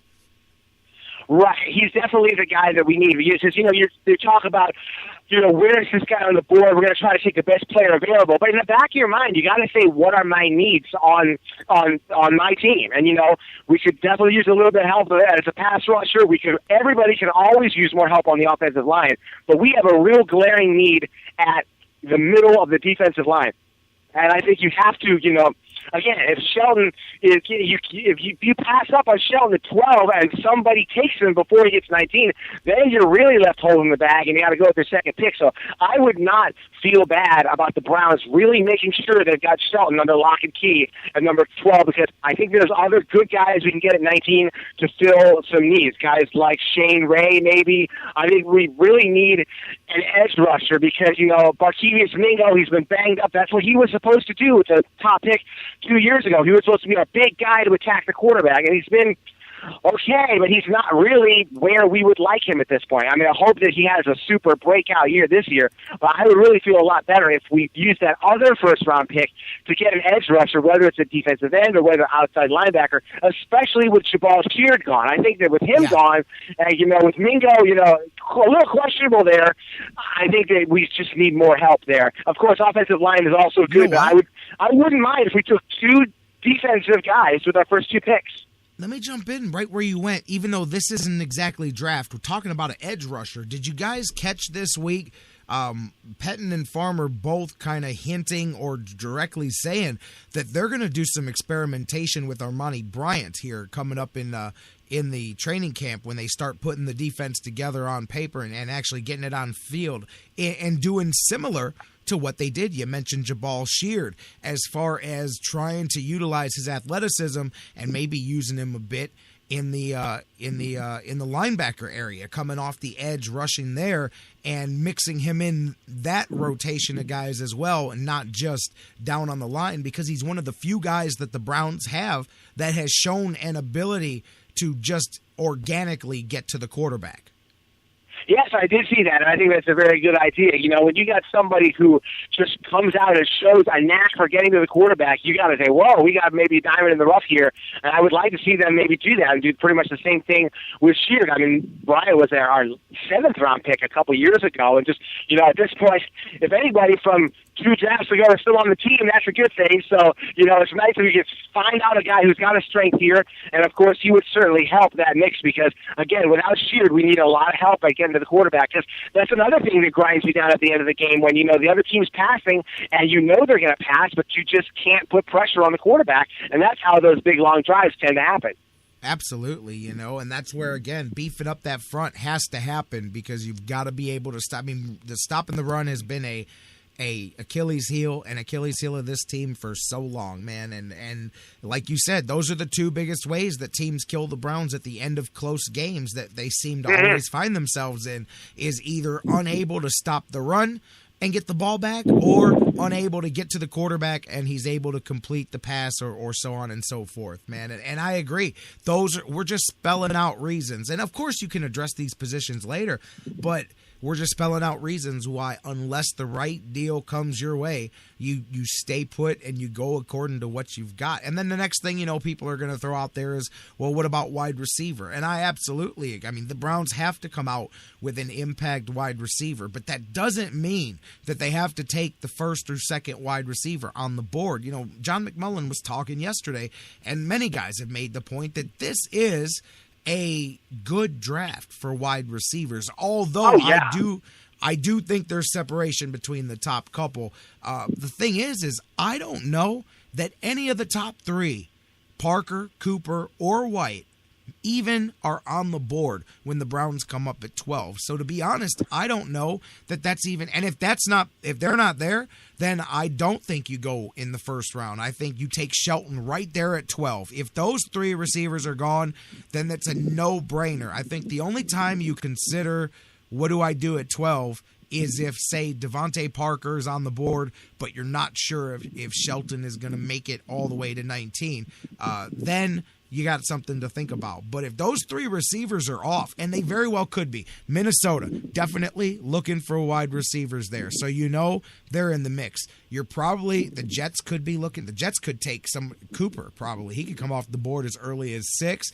You've got to think that looking at the other teams, there's Chicago, there's the Giants, there's teams that need wide receivers. So how do you even guess that all 3 of those guys make it to the Browns at 12? Right. I think that it would be very interesting if, somebody like White or Parker was there when we get to 12. I would love to see the Browns stick with what they really need with Shelton because, you've got Perriman from Central Florida. He's possible. I don't think they should take Green Beckham, if I'm saying that right, due to, I think we really have to play it safe with all these picks from a character standpoint. But, it's interesting because, Farmer's like, hey, people are saying that I'm, anti-wide receiver. And, well, that's what we saw last year, not that he's necessarily anti-wide receiver, but we can only go by who you pick, or in his case, who you don't pick. So he just certainly shut everybody up if he took a wide receiver in the first round. But I think that that he's got enough confidence in the wide receivers throughout the draft and the fact that they were able to bring in Dwayne Bowe and Brian Hartline. Not to say we don't need any more wide receivers, but I think that really cooled the need for a wide receiver, at least in his mind, at least in the first round. Yeah, and I hear you there. And we'll talk about that depth with some of these mid-round receivers in a minute. Me, looking at the draft, and now of course, trades and everything are variables, but if the receivers are off the board, because I do believe that they may consider taking, especially, like I said, one of those top 3. I think if they're there at 12, it'll be some consideration. But me, personally, some people don't like what I want to do in the first round. I want to address both sides of the line. I would take Shelton and DJ Humphries and call myself sleeping happy like a baby on the night of the first draft, putting those 2 big uglies on each side of my line. That sounds really good. I might go for Leo Collins, maybe on the offensive line from LSU. Yeah. I'd love to have him too, but yeah, I would like that too, because you never regret signing, drafting good linemen. I mean, the reason why that's such a cliche is because it's true. Winning in the trenches, building up the lines, because it's true. I mean, you never really can go wrong. Even as well as the Browns have it with Thomas and Bitonio and Mack when he's healthy, you never know if somebody. Look at the impact that we had when we lost one guy on the offensive line, Alex Mack. Of course, he's a center. Of course, he's a Pro Bowler. That's such a very important position. But it's just like starting pitching in baseball. You can never have too much of it. And I would never fault the Browns for getting a good, solid offensive lineman. Absolutely, and a couple of now of course those players have to be available for the Browns to pick them. A couple of other ones that I think are sleepers for the Browns to take if they stay put at number 19. One of them is crazy, and I don't know if the Browns will go this way for many of the same reasons we talk about staying away from perhaps a quarterback, because you're just readdressing similar mistakes. I still think and he will be there at 19. Man, Green Beckham. There's not a chance that cat's around at 43. But, man, I would toss his name around if I were the Browns at 19 if one of those 2 linemen wasn't – one of the guys I wanted wasn't there at 19. More of a stretch, but somebody else that I'd throw out there, what about a name like Melvin Gordon? I know a lot of people talk about you got the Crow, you got West. That's great. But neither one of those guys has went up and grabbed the job. They show good signs. Melvin Gordon could be a beast in the NFL, and I don't think taking a running back there would be that big of a stretch, especially with somebody that has the potential to come in and be a Frank Gore, Jamal Charles type back, chewing up some yards. I think Melvin Gordon would appeal to a Mike Pettin type of coach. Another thing I would like to see is I would like to see us get him and have him not drop to a team like the Steelers or the Ravens, who I could very easily see picking him. And, if you have a situation where if you're not completely thrilled with your quarterback, what's wrong with getting a guy like Gordon, adding him to Crowell and to West and really making running back a strength of your team?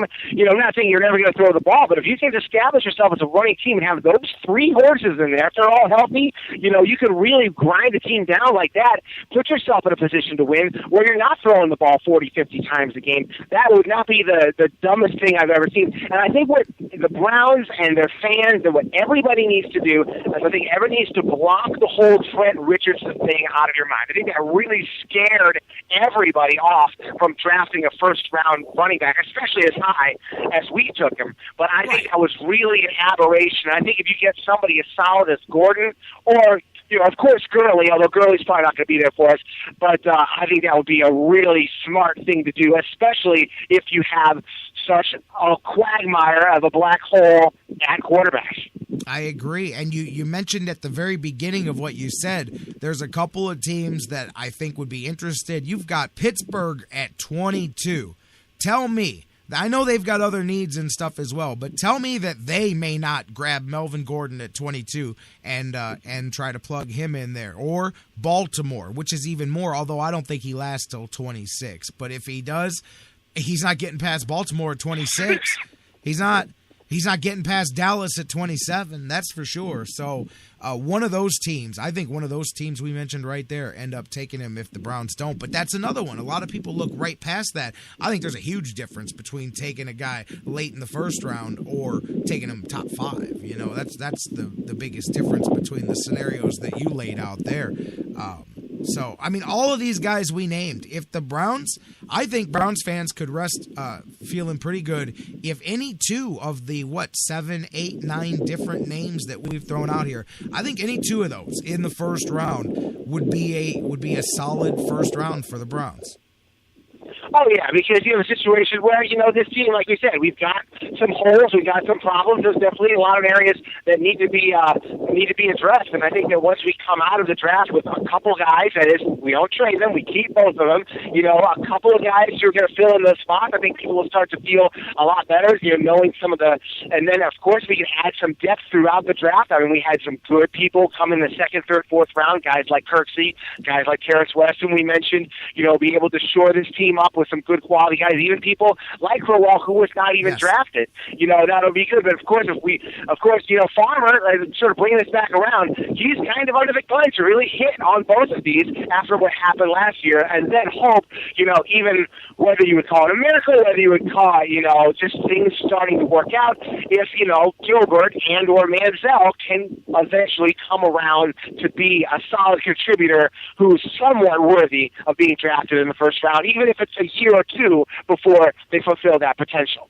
Jeff Gorman from Browns101.com joining us here as we're talking a little bit about the Browns less than a week away. By the time you and I talk next week, we'll be into the draft. We'll know what they did in the first round. We were talking wide receivers earlier. All that focus on the top 3 or 4 names, if you want to put Green Beckham in that conversation as well. But, I mean, this is a deep draft, as we've mentioned. You've got guys, Devin Smith, of course, from Ohio State is somebody that I think could be available perhaps in the 3rd round even, or depending on, Chip Kelly, I think, is just salivating at the idea of getting a guy like him in his offense. But you've got him out there. I'll tell you what, another one, right off the top, from Central Florida, Brashard Perryman. Brashard Perryman, yeah. That's another one that I think could be a good steal, perhaps in the 2nd or 3rd round. I don't know if he makes it to the 3rd round, but the guy's 6'2". He's got a decent 40 speed. He's got a little bit of size.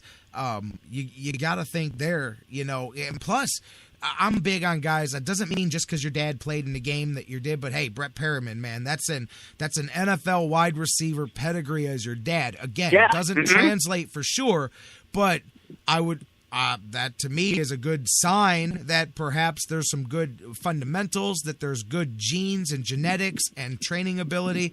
That's a guy that I would circle. If the Browns don't take any of those top 3, you could do better, or you could do worse than getting Brashard Perriman as the newest draft pick of the Browns in the middle of that draft.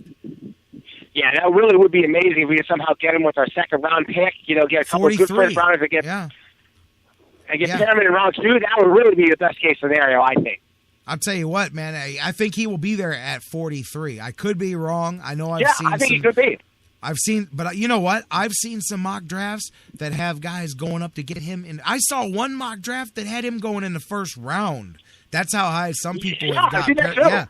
Yeah, he's climbing up some people's draft boards for sure here, Devin Smith, I know Browns fans run away from Buckeyes as fast as they can, but I think Devin Smith's going to cut the top off some defenses in the NFL. Right. I mean, just what we've seen of him being familiar with Ohio State, there's no doubting that that's something he could translate to the NFL. You've either got that speed, as my dad always said, you either have speed or you're chasing it. And, you want to be half of that and not be chasing it. Yep, so there's a lot of depth here in this one, man. I mean, going way through, there's a lot of guys that'll be, hey, you're looking for guys that may be undrafted free agent, late draft picks. What about a guy from UNLV, Devontae Davis? There's a 6'3", 4'5", 40 guy. You could probably find a guy like Davis 6th round, 5th round, maybe even down towards the end of the draft. There's some taller wide receivers. There's a lot of depth here at the wide receiver position, I think, as the draft goes on. So if you don't, I'll tell you what, another one thing is that a lot of people say size, but the kid from Georgia Tech, and I don't know if you know who I'm talking about, and his name is escaping me here, but he's like 6'7", 6'6" and a half. Darren Waller, here we go, from Georgia Tech. Yeah, he's 6'6", 238, a big load for sure. He runs a 4.4 40, which is not bad for a guy that size. But, it's still, it's not going to be total separation at the NFL level. But and the word is on the scouting reports is he doesn't run as fast as his 40 time on the field. So some guys time better than they do. But, man, that's a guy that could learn from a guy like Dwayne Bowe that you just bought in that's got a very similar skill set. That's a guy that could perhaps be a switch over to a tight end for you if you're looking to develop like a Jordan Cameron type player. Austin Hill from Arizona is another guy that I would throw in there as a guy you maybe could transfer over because it's not a very strong tight end crop at all, and that's another place that the Browns need to go. But there's tons of wide receivers down deep in this draft. Of course, there's a reason that the top 3 are what they are, but if the Browns come out with any of these players that we've talked about, I think that you can rest yourself assured that it was a solid first round of the draft here. So I think we both said, you and I both expect 2 names to be drawn next Thursday. So when you and I talk on Friday, we'll see how the draft has begun, and then we'll kind of be able to look ahead to what you think they may do there on day 2 with that number 43 pick. That's right. It'll be a lot of fun just to see what everybody else does, and, who our rivals ended up picking, and so, who seems like they did well and who did something completely crazy, probably the Raiders. But it'll be fun to jump in and talk about this like right in the middle of the draft after that first round. I'm looking forward to it already.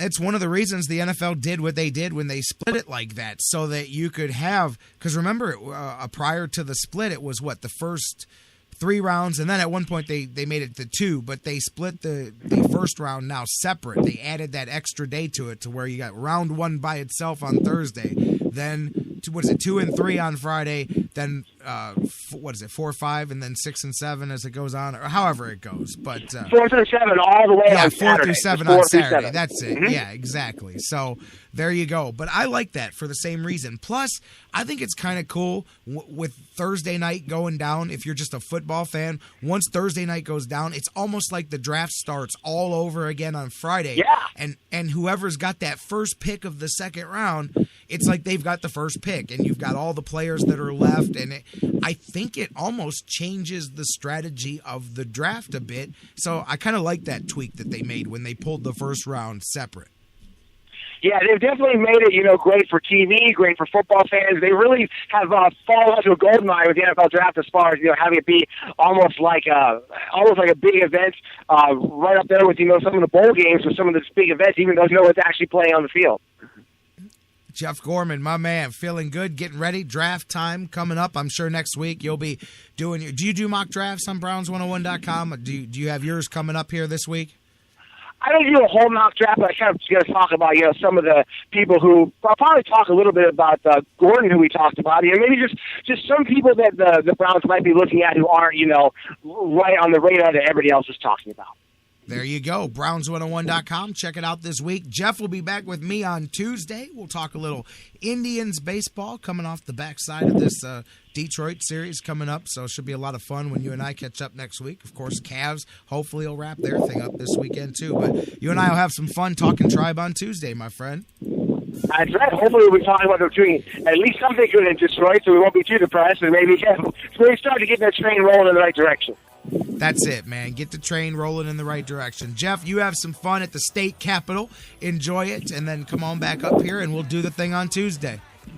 All right, sounds good, man. Thank you very much. You got it. As always, a great time talking to Jeff Gorman from BrownsandIndians101.com.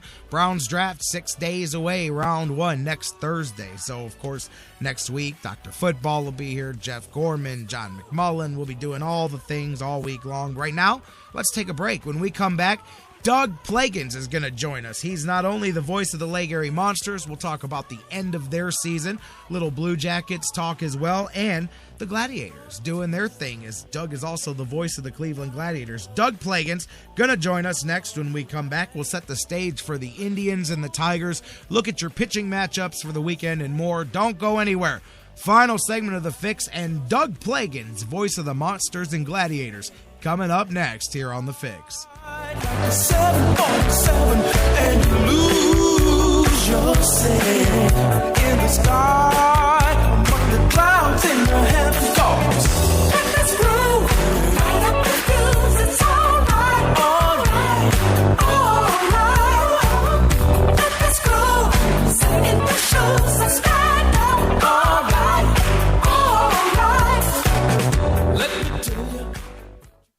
And now, a very special announcement from the Sports Fix. Black bears weigh between 200 and 500 pounds. Brown bears weigh between 300 and over 1,000 pounds. Black bears run away from you. Brown bears run at you. When attacked by a bear, simply lie still on the ground and cover your face and head with your hands. When the bear is finished batting you around and mauling you, contact the U.S. Forest Service. And that was a message from the Sports Fix. Guys, want to take just a second as we head into this break and remind you about the official business printing source of the Sports Fix, our friends at Signs and Ship. Signs and Ship, I'm telling you, Chris and Pam, they've taken care of me since day one, and they can do the same for you. Whether you're a small business that's already been established and you're looking to grow to that next level and expand your business, or perhaps you've got an idea that you just know is going to be a great business and you need to figure out how to brand it and how to promote it and put it out there, Signs and Ship is the place for you. If you need a logo, they can create one for you. They have a fantastic graphic designer. Business cards, signs, banners, yard signs, mobile advertising, anything you can think of that you need to promote your business, they've got it at Signs and Ship. The best thing about them, too, is each of their locations, whether it's the home base here in Elyria, Ohio that I work with, or their spots in Virginia, Florida, and Pennsylvania, it's all local sourced. Very important to me because we all understand that small business is the lifeblood of the community. So check them out, signsandship.com, or call Chris and Pam today, 440-323-6060, the home office in Elyria, Ohio. Signs and Ship, quality printing at affordable prices. It's the Sports Fix. We'll be right back. Fantasy sports lovers, you put so much time, hard work, and effort into playing week to week that it quickly stops being a fantasy and starts getting real. Real time spent making real decisions, creating real victory. I'm the greatest man in the world! And when the smoke clears, you want to show off those victories with a real prize. I mean, a really real prize. Nobody does that like Fantasy Jocks. The crew over at Fantasy Jocks have beautiful, high-quality, and heavy-duty championship belts, rings, trophies, and so much more for all your fantasy sports needs. The trophy's 12 feet high, and it is glorious! Football, baseball, hoops, you name it, they have it. Plus, they have awesome draft kits and party supplies to make all your preseason activities the envy of everyone. If your league needs a ring, belt, or trophy, or you want to upgrade what you already have, there's literally only one place to go. If you're going to be a fantasy jock, do it right. It's mine, the most magnificent belt ever created, and it's mine. With America's fantasy sports superstore, fantasyjocks.com. What's your fantasy? No football? No problem at Harry Buffalo North Olmsted. From their awesome Wing Mondays to every single Cavaliers and Buckeye Hoops games in full HD. Kyrie splits the D, goes inside, teardrops it home right down Euclid. That's way up in there for two. The excitement never stops. Every day of the week brings a different set of food and amazing drink specials. And now,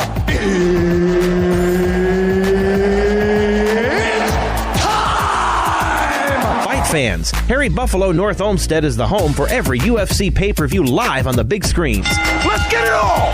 And let's not forget their mouth-watering trademark, the Bison Burger. They sure are good. Nobody does bison like Harry Buffalo. The perfect combination of healthy and delicious. Hey there, eat up, y'all. You's as good church-going folk. Y'all deserve a little treat. What are you waiting for?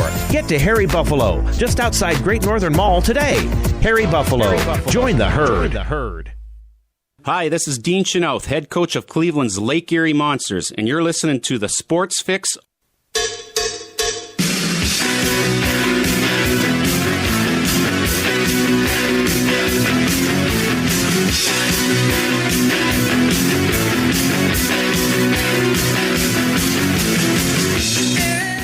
Welcome back to the Sports Fix. Final segment here, rolling on across the Sports Fix Radio Network. J-Rocc back with you here. Thank you guys for being with us. Thanks to, everybody that's been with us so far. It's been a busy day. Jeff Gorman here. Good conversation here on the eve of the Browns and the entire NFL draft here coming up next week. Jonathan Knight was a great first hour conversation. Hey, guys, don't forget, by the way, go out if you're local. Go check it out tomorrow, the Rocky River Book Fair, 10 a.m. to 3 p.m. JK will be there. He's going to have some goodies to give away if you come out there. Tell him you heard heard about it here on the Sports Fix, let him know that you enjoy him here on the show. Go check it out, though. There's going to be a lot of great guys. Dan Coughlin, friend of the show, is going to be there. Joe Tate's going to be there signing copies of his book as well. So go check it out as well, man, and get out there and see JK at the Rocky River Book Festival tomorrow, 10 to 3, out at the library out there on in the Rocky River Public Library. I'm going to the phone lines in just a moment. Doug Plagans is getting ready to join us here. Got the Cleveland Gladiators getting ready to play some football. Monsters, they're not playing any more hockey. The season ended. We'll talk about that, and we'll get Doug in on the conversation. Matter of fact, let's do that before we go any further now and go to the phone lines. Doug Plagans, he's the voice on TV and radio for your Monsters, for your Gladiators. He's here every week on the show. Doug, how you doing this Friday afternoon? Doing great. How are you? I'm great, man. Glad to have you here with us, and all kinds of things. Now, Monsters, just because the season ended, they didn't stay out of the news this week, that's for sure, but let's start there. Unfortunately, the playoffs were not in the cards. Monsters did the best they could down the stretch of those final 3 games, but it was a bit tough once Toronto won that game on, was it Wednesday, and set them up where they had to win all 3 and get some help down the stretch. And unfortunately, the season ended, but some good hockey to end the season by the Monsters. Yeah, the Monsters won 2 out of 3 to finish the year, and it was that game against Grand Rapids that they lost, would have been a week ago yesterday, that ultimately did them in. Even had they won all 3 games, the Toronto Marlies had such a hot finish that it would have mathematically eliminated the Monsters before the weekend was over with. So, they went in knowing they needed some help. They put forth a heck of a fight down the stretch. They won 2 out of 3 in that 3-3 set to end the year. So it was a great finish by the guys, and they fought all the way to the end and finished the season with a winning record. And off the ice, looking at the way things finished out, the Monsters 15,288 fans for that final home game. So anybody who was in the building that night, want to thank them for making it out there. And anybody who came out to a Monsters game all season, want to say thanks, because once again the Monsters finished 3rd in the AHL in attendance, set a new team attendance record, averaging over 8,300 a game this year, which was up from averaging over 8,100 the season before. So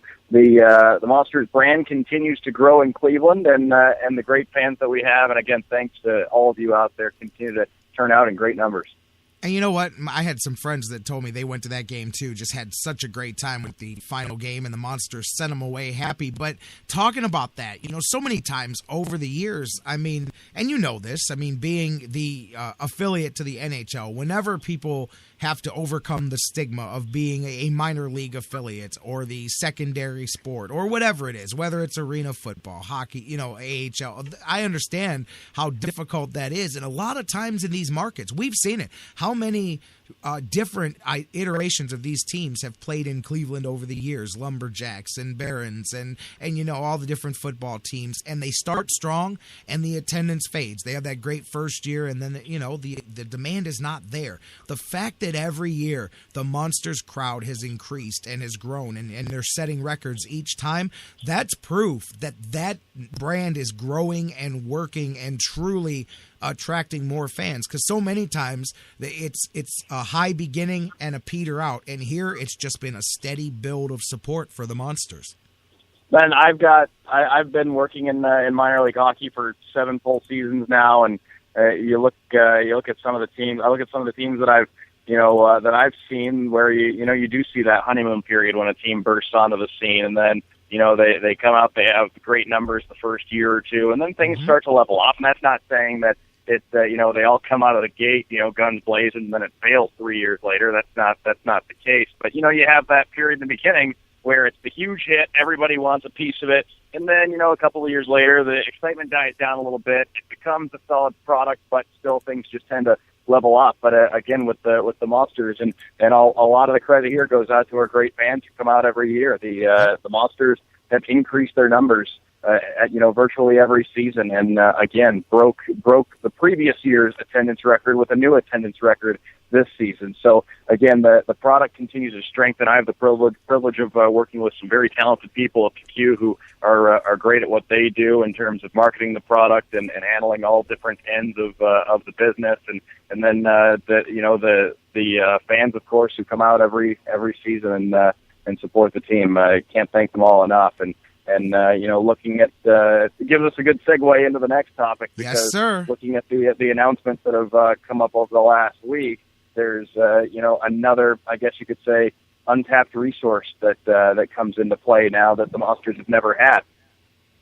Doug, that's exactly the perfect segue. And this is something that I've talked with so many different fans over the last few years. And this is not anybody can go, hey, everybody's kind of seen the synergy that could happen. And you can't control how those things go. I mean, the affiliation with the Avalanche was great over the years, but it's a cross-country thing. And I always thought, man, you've got right down the 71 corridor, you've got the Blue Jackets. Boy, if they could ever put the Monsters as the Blue Jackets affiliate, you could really get some, not just back and forth travel with it just makes the fan bases, because the players are just traveling up and down that same corridor, and it's just the synergies there on so many different levels. And it was always something that I said, boy, if they could ever do that. And then boom, here comes the announcement that the Monsters and the Columbus Blue Jackets have worked a deal, and you could probably explain it best, but the Monsters will now become the new affiliate of the Columbus Blue Jackets.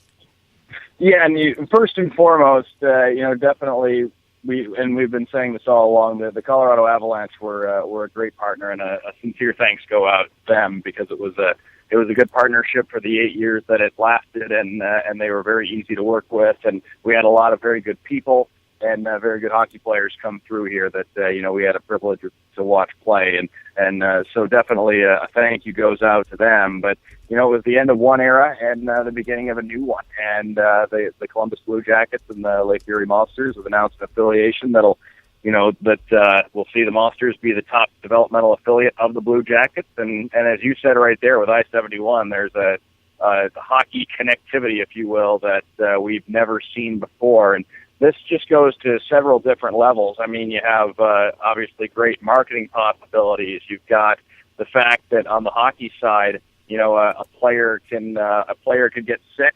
A Blue Jackets player could get sick in the morning. You could have a Monsters guy down there by 2-3 o'clock in the afternoon after he practices in the morning. Plenty of time to prepare for that night's game. Fans are going to be able to come to a game on a Wednesday and see somebody play, and then potentially a day or two later see that same guy on Fox Sports Ohio playing for the Blue Jackets. And in this market, Northeast Ohio, you've already got a big Blue Jackets fan base, and I think we all saw that, especially last season when the Blue Jackets made the playoffs and played Pittsburgh. There were people focused on hockey who never really talked about hockey or really watched much hockey before. I knew people, just friends, who suddenly took notice of what the Blue Jackets were doing and how exciting that team was. And that's the other part of this. You look at the Columbus Blue Jackets and what they've done the last couple of years. They've been very solid on the ice. They're clearly a team that's putting together a heck of a turnaround. I mean, you could even say they've already turned it around. The talent is right there and in place, and had that team not sustained the injuries that it did this season, they very well could be playing in the playoffs right now. So, this is it's just a situation that seems like it's going to be a perfect fit on several levels. Yeah, I agree. And, I was curious. I thought maybe you could kind of clarify for this. I mean, obviously, how does the process go? I mean, how does it go as far as it's not all of the players, or is it every player that is the property of the Colorado Avalanche? Does the roster completely change? Does the coaching does everything? How do the intricacies of this switch work? Well, the way it goes is essentially the our group at the Q, the Cavaliers, the Cavaliers family, which the Monsters is part of that. The Monsters control the business side of it. The Columbus Blue Jackets control the hockey side of it, and that's essentially how these partnerships work. And the Avalanche are now affiliated with the San Antonio Rampage. They will be, that'll be the affiliation starting next season. Of course, San Antonio, they're affiliated with Florida this season, and they're still playing in the playoffs. But, as soon as that season's over with the Rampage, they're affiliated with the Avalanche. That's already been announced. So essentially what happens is the whole hockey operation, all the players and coaches move down to San Antonio, and all the Blue Jacket staff that had been in Springfield with the Springfield Falcons, they all move here. The players who are under contract would move here, and as I said, that's essentially how it goes. The Monsters handle the business operation, and the Blue Jackets handle the hockey operation. And that was a topic that was discussed at yesterday's press conference. But the coach of the Monsters for next season is Jared Bednar. He's been the head coach of Springfield He was head coach of Springfield last year. He's got 5 years of professional head coaching experience, won a Kelly Cup as the champion of the ECHL when he coached the South Carolina Stingrays back in 08-09. And he's got a staff with two assistants who are pretty close still to the end of their playing career. Toby Peterson won a Calder Cup with the Texas Stars in 13-14, and then this was his first season not playing, and he went into coaching. Nolan Pratt is a former NHL defenseman with 2 Stanley Cup rings, who's his other assistant coach. So that's the coaching staff that'll come in. Dean Chenouth and Randy Ladisser, they will go to San Antonio, and they'll be the coach of the Rampage next season, as that will be the Avalanche affiliate. I don't know why, but I had visions of like the old ABA days as you talk, the entire basketball operations. This one moves to San Antonio, and then this one moves here, and this one moves here, because you're essentially just moving entire franchises and changing the names. But that's, I'm sure, a lot of logistic hassles for the business side of things. But there you go. For people wondering what that means, that is exactly that, and it's exciting for sure. I think it's the opening of a whole new. I mean, really, we just talked at the beginning about how great the Monsters brand is built here, and so far without that, now you're throwing in really the ability to add so much more synergy on the hockey and the business sides of things, that if you're a Monsters fan, the short-term adjustment period will be worth where I think the next stage of this thing could go.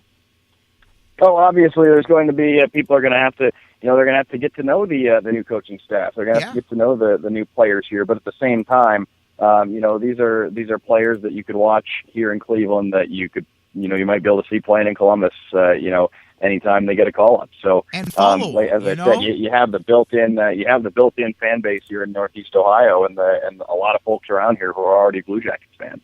Doug, that's what I thought was so cool, was say your guy is Andrew Agozzino, or just throwing a name out there, and that's your guy, and you've been following him through his run with the Monsters. Okay, if he gets called up to Colorado, you're not going to be able to catch a plane and go watch his NHL debut. But if that's your guy, you could jump down in the car and head on down and watch his, like you said, very first game, and you can follow player. It just all ties in so much more. It's going to be better for the fans. It's going to open up their experience and their brand loyalties as well. Just something that I thought was such a no-brainer, and eventually a bunch of other people did too, because this is going to be a really good deal going down here starting next season here for the Monsters.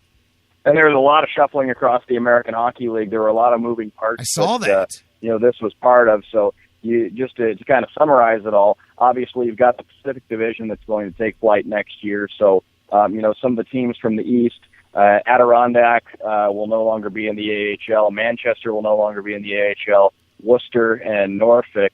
Out in California, you're going to have the San Diego Gulls. You're going to have the Bakersfield Condors, the Stockton Heat, and you're also going to have the San Jose Barracuda.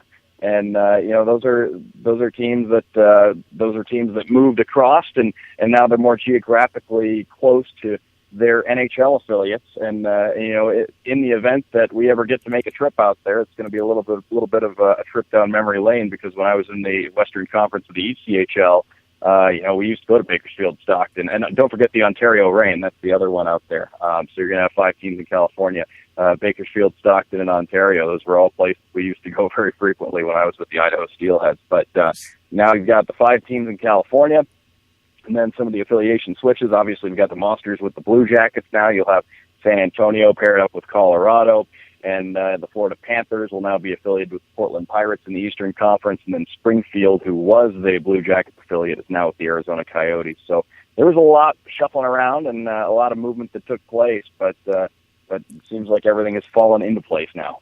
Yeah, absolutely. Can't wait to talk to you more about that as more details and more things start to be known. Let's you don't even get a day off. We did this last year. Right back into the fire here is the Gladiators doing their thing. As a matter of fact, Gladiators are filling the spot left open at the Monsters this weekend here at the Q, because the Gladiators are hosting the Tampa Bay team today. Talk to me a little bit. Last week they fell to the Soul 63-48.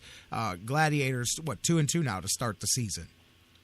2-2 to start. Won the first 2, lost the second 2. They beat this Tampa Bay team in the season opener on the road. So somewhat unconventional in football, but for the second time in 5 games, Gladiators will get a peek at the Tampa Bay Storm. So, there are advantages and disadvantages to that. Talked to Gladiators head coach Steve Tunn earlier in the week after practice about, what that can do. And he said it's, pretty self-explanatory what you and I would think. It's there are some advantages because you've seen them and you've got some tape on them now, but at the same time they've seen you. So you're just going to have to come out and execute your game plan. So the Gladiators in Tampa Bay tonight trying to get back on the winning track, somewhat unfamiliar territory for the Gladiators, sitting here at 2-2 as they were 17-1 last season, obviously, and then overall just had that loss in the Arena Bowl. They only had the one regular season loss a season ago. But the Gladiators back on the field against Tampa Bay, coming off a loss in Philadelphia, and Philly's a good team. They're off to a 4-0 start. That's the team the Gladiators are chasing right now in the division. And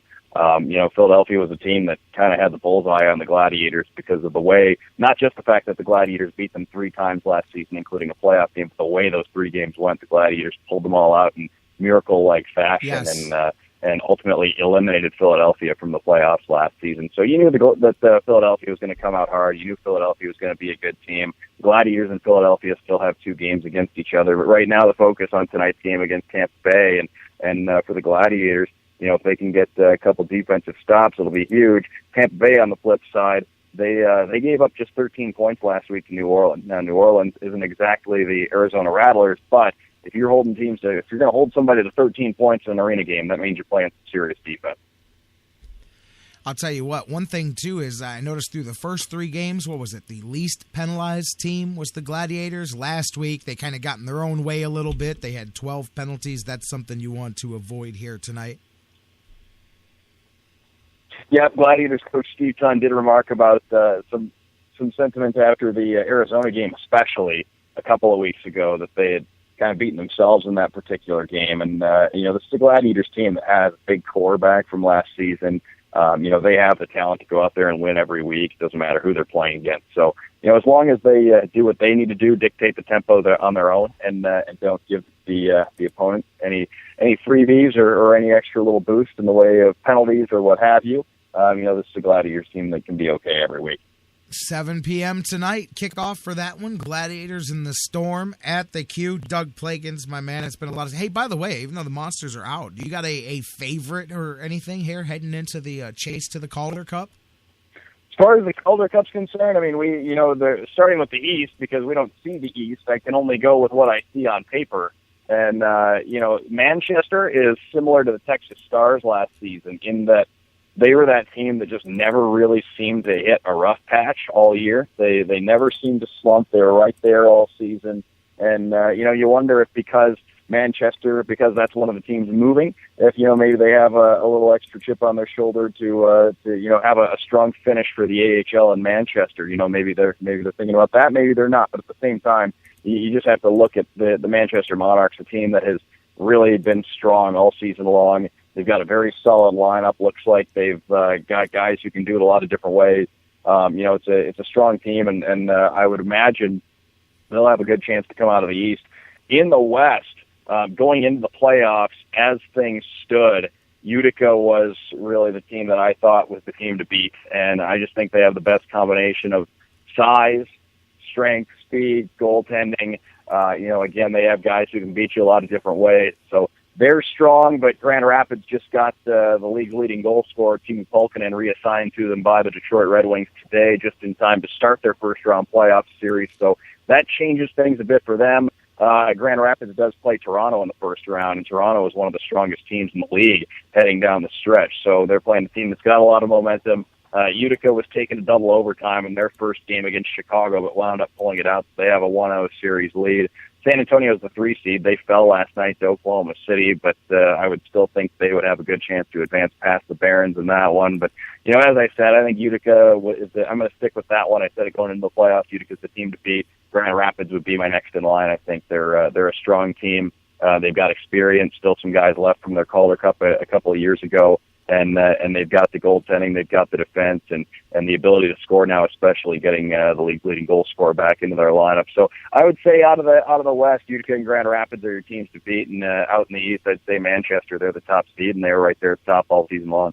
Doug, I just figured out what the Monsters did. The Monsters found a way to not make the playoffs and still be in the playoffs at the same time, because technically the Lake Erie Monsters are in the playoffs under the guise of the San Antonio Rampage. Would that be the correct way to look at that? No, I wouldn't look at it that way, because those are Florida Panthers prospects. I know, I'm joking. And I know. There would be a little bit had the Springfield Falcons made the playoffs. Well, there you go. Yeah, that's the way it would have been. Yes. That would have been something to keep an eye on. And they talk about a hard way to miss the playoffs. They finished 10 games over 500. Springfield had a pretty solid year.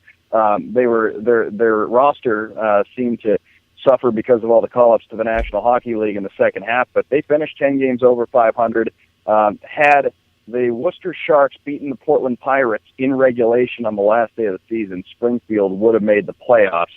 Worcester led that game 4-2 after 2. Portland scored 3 goals in the third and ended up winning the game. That's how close Springfield was to making the playoffs. Had that Worcester Sharks lead held for another 20 minutes, the Falcons would have been in the playoffs, but it didn't work out that way. Now, had they made the playoffs, those would have been some of the potential guys you could have seen in Monsters uniforms next year.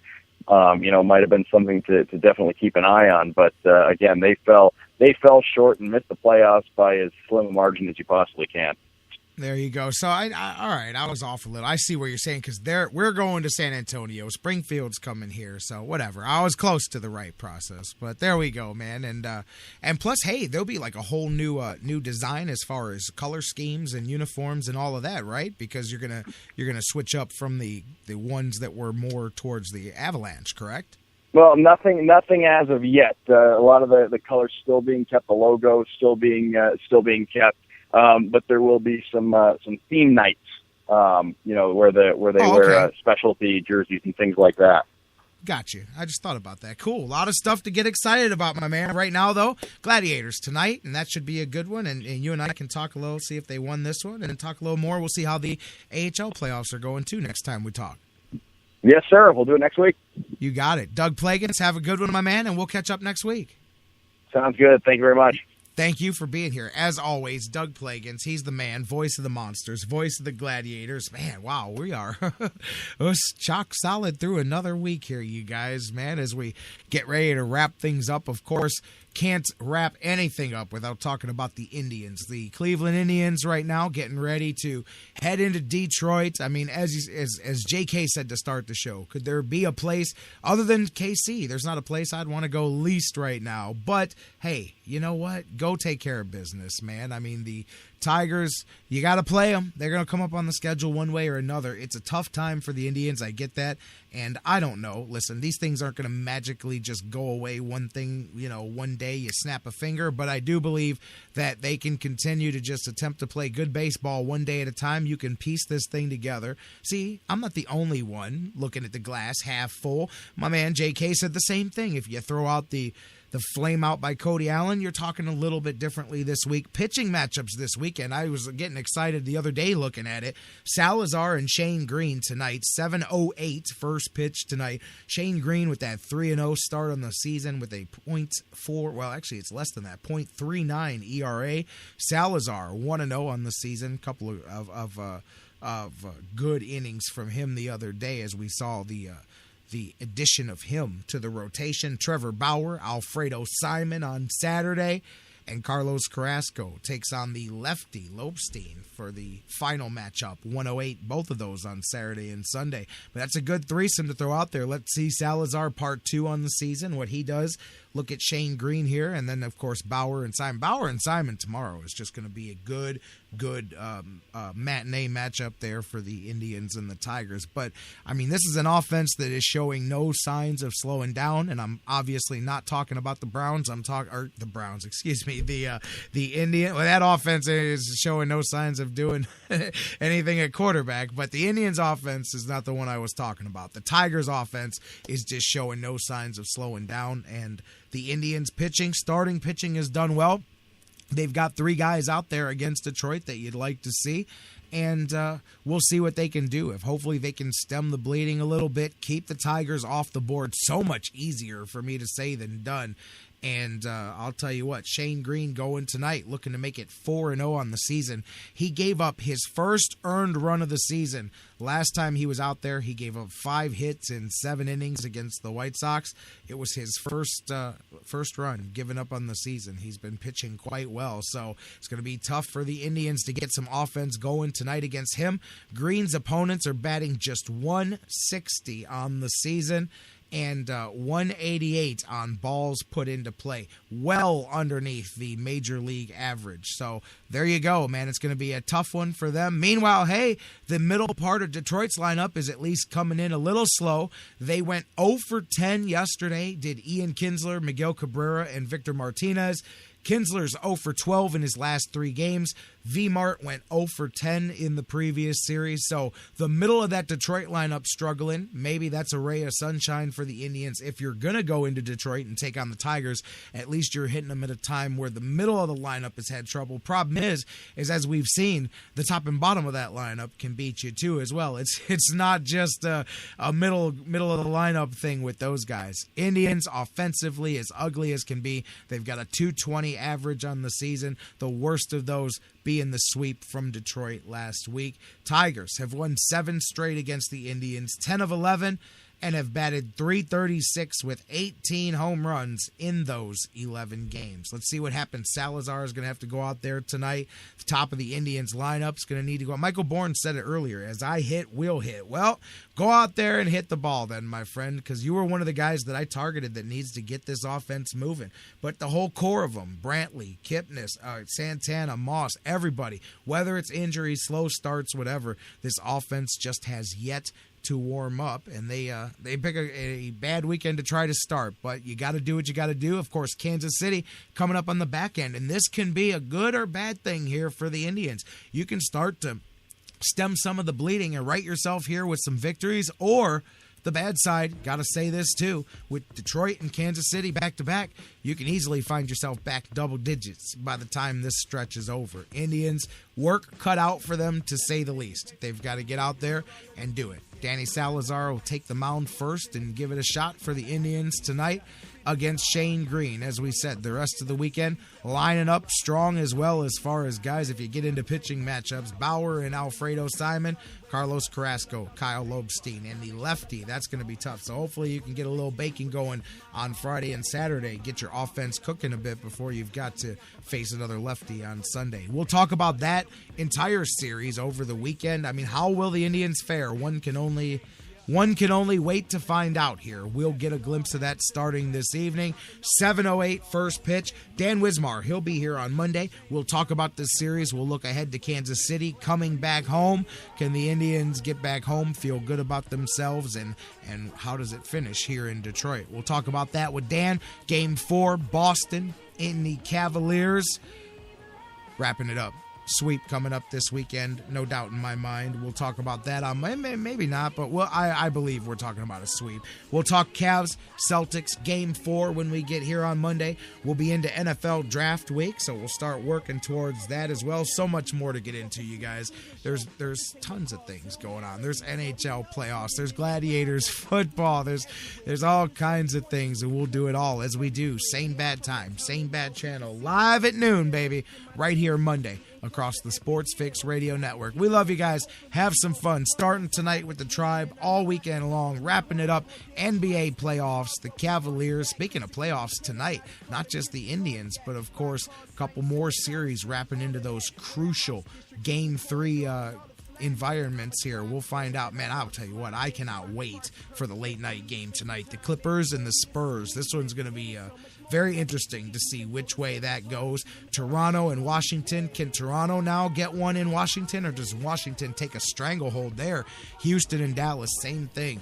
Both of those series are 2-0. Clippers and Spurs tied at 1. Big, crucial Game 3 coming up. Can't wait to watch some of that, and can't wait to be back here with you guys Monday on the Sports Fix, live at noon. We love you guys. We'll see you Monday right here on the Fix. Cleveland, Cleveland, Cleveland. You know that I'm from long nights, cold weather, it ain't nothing pretty. So much hate up in this itty bitty city. If you can make it here, you can make it anywhere. Put your hands up in the air, everybody say yeah, yeah, yeah.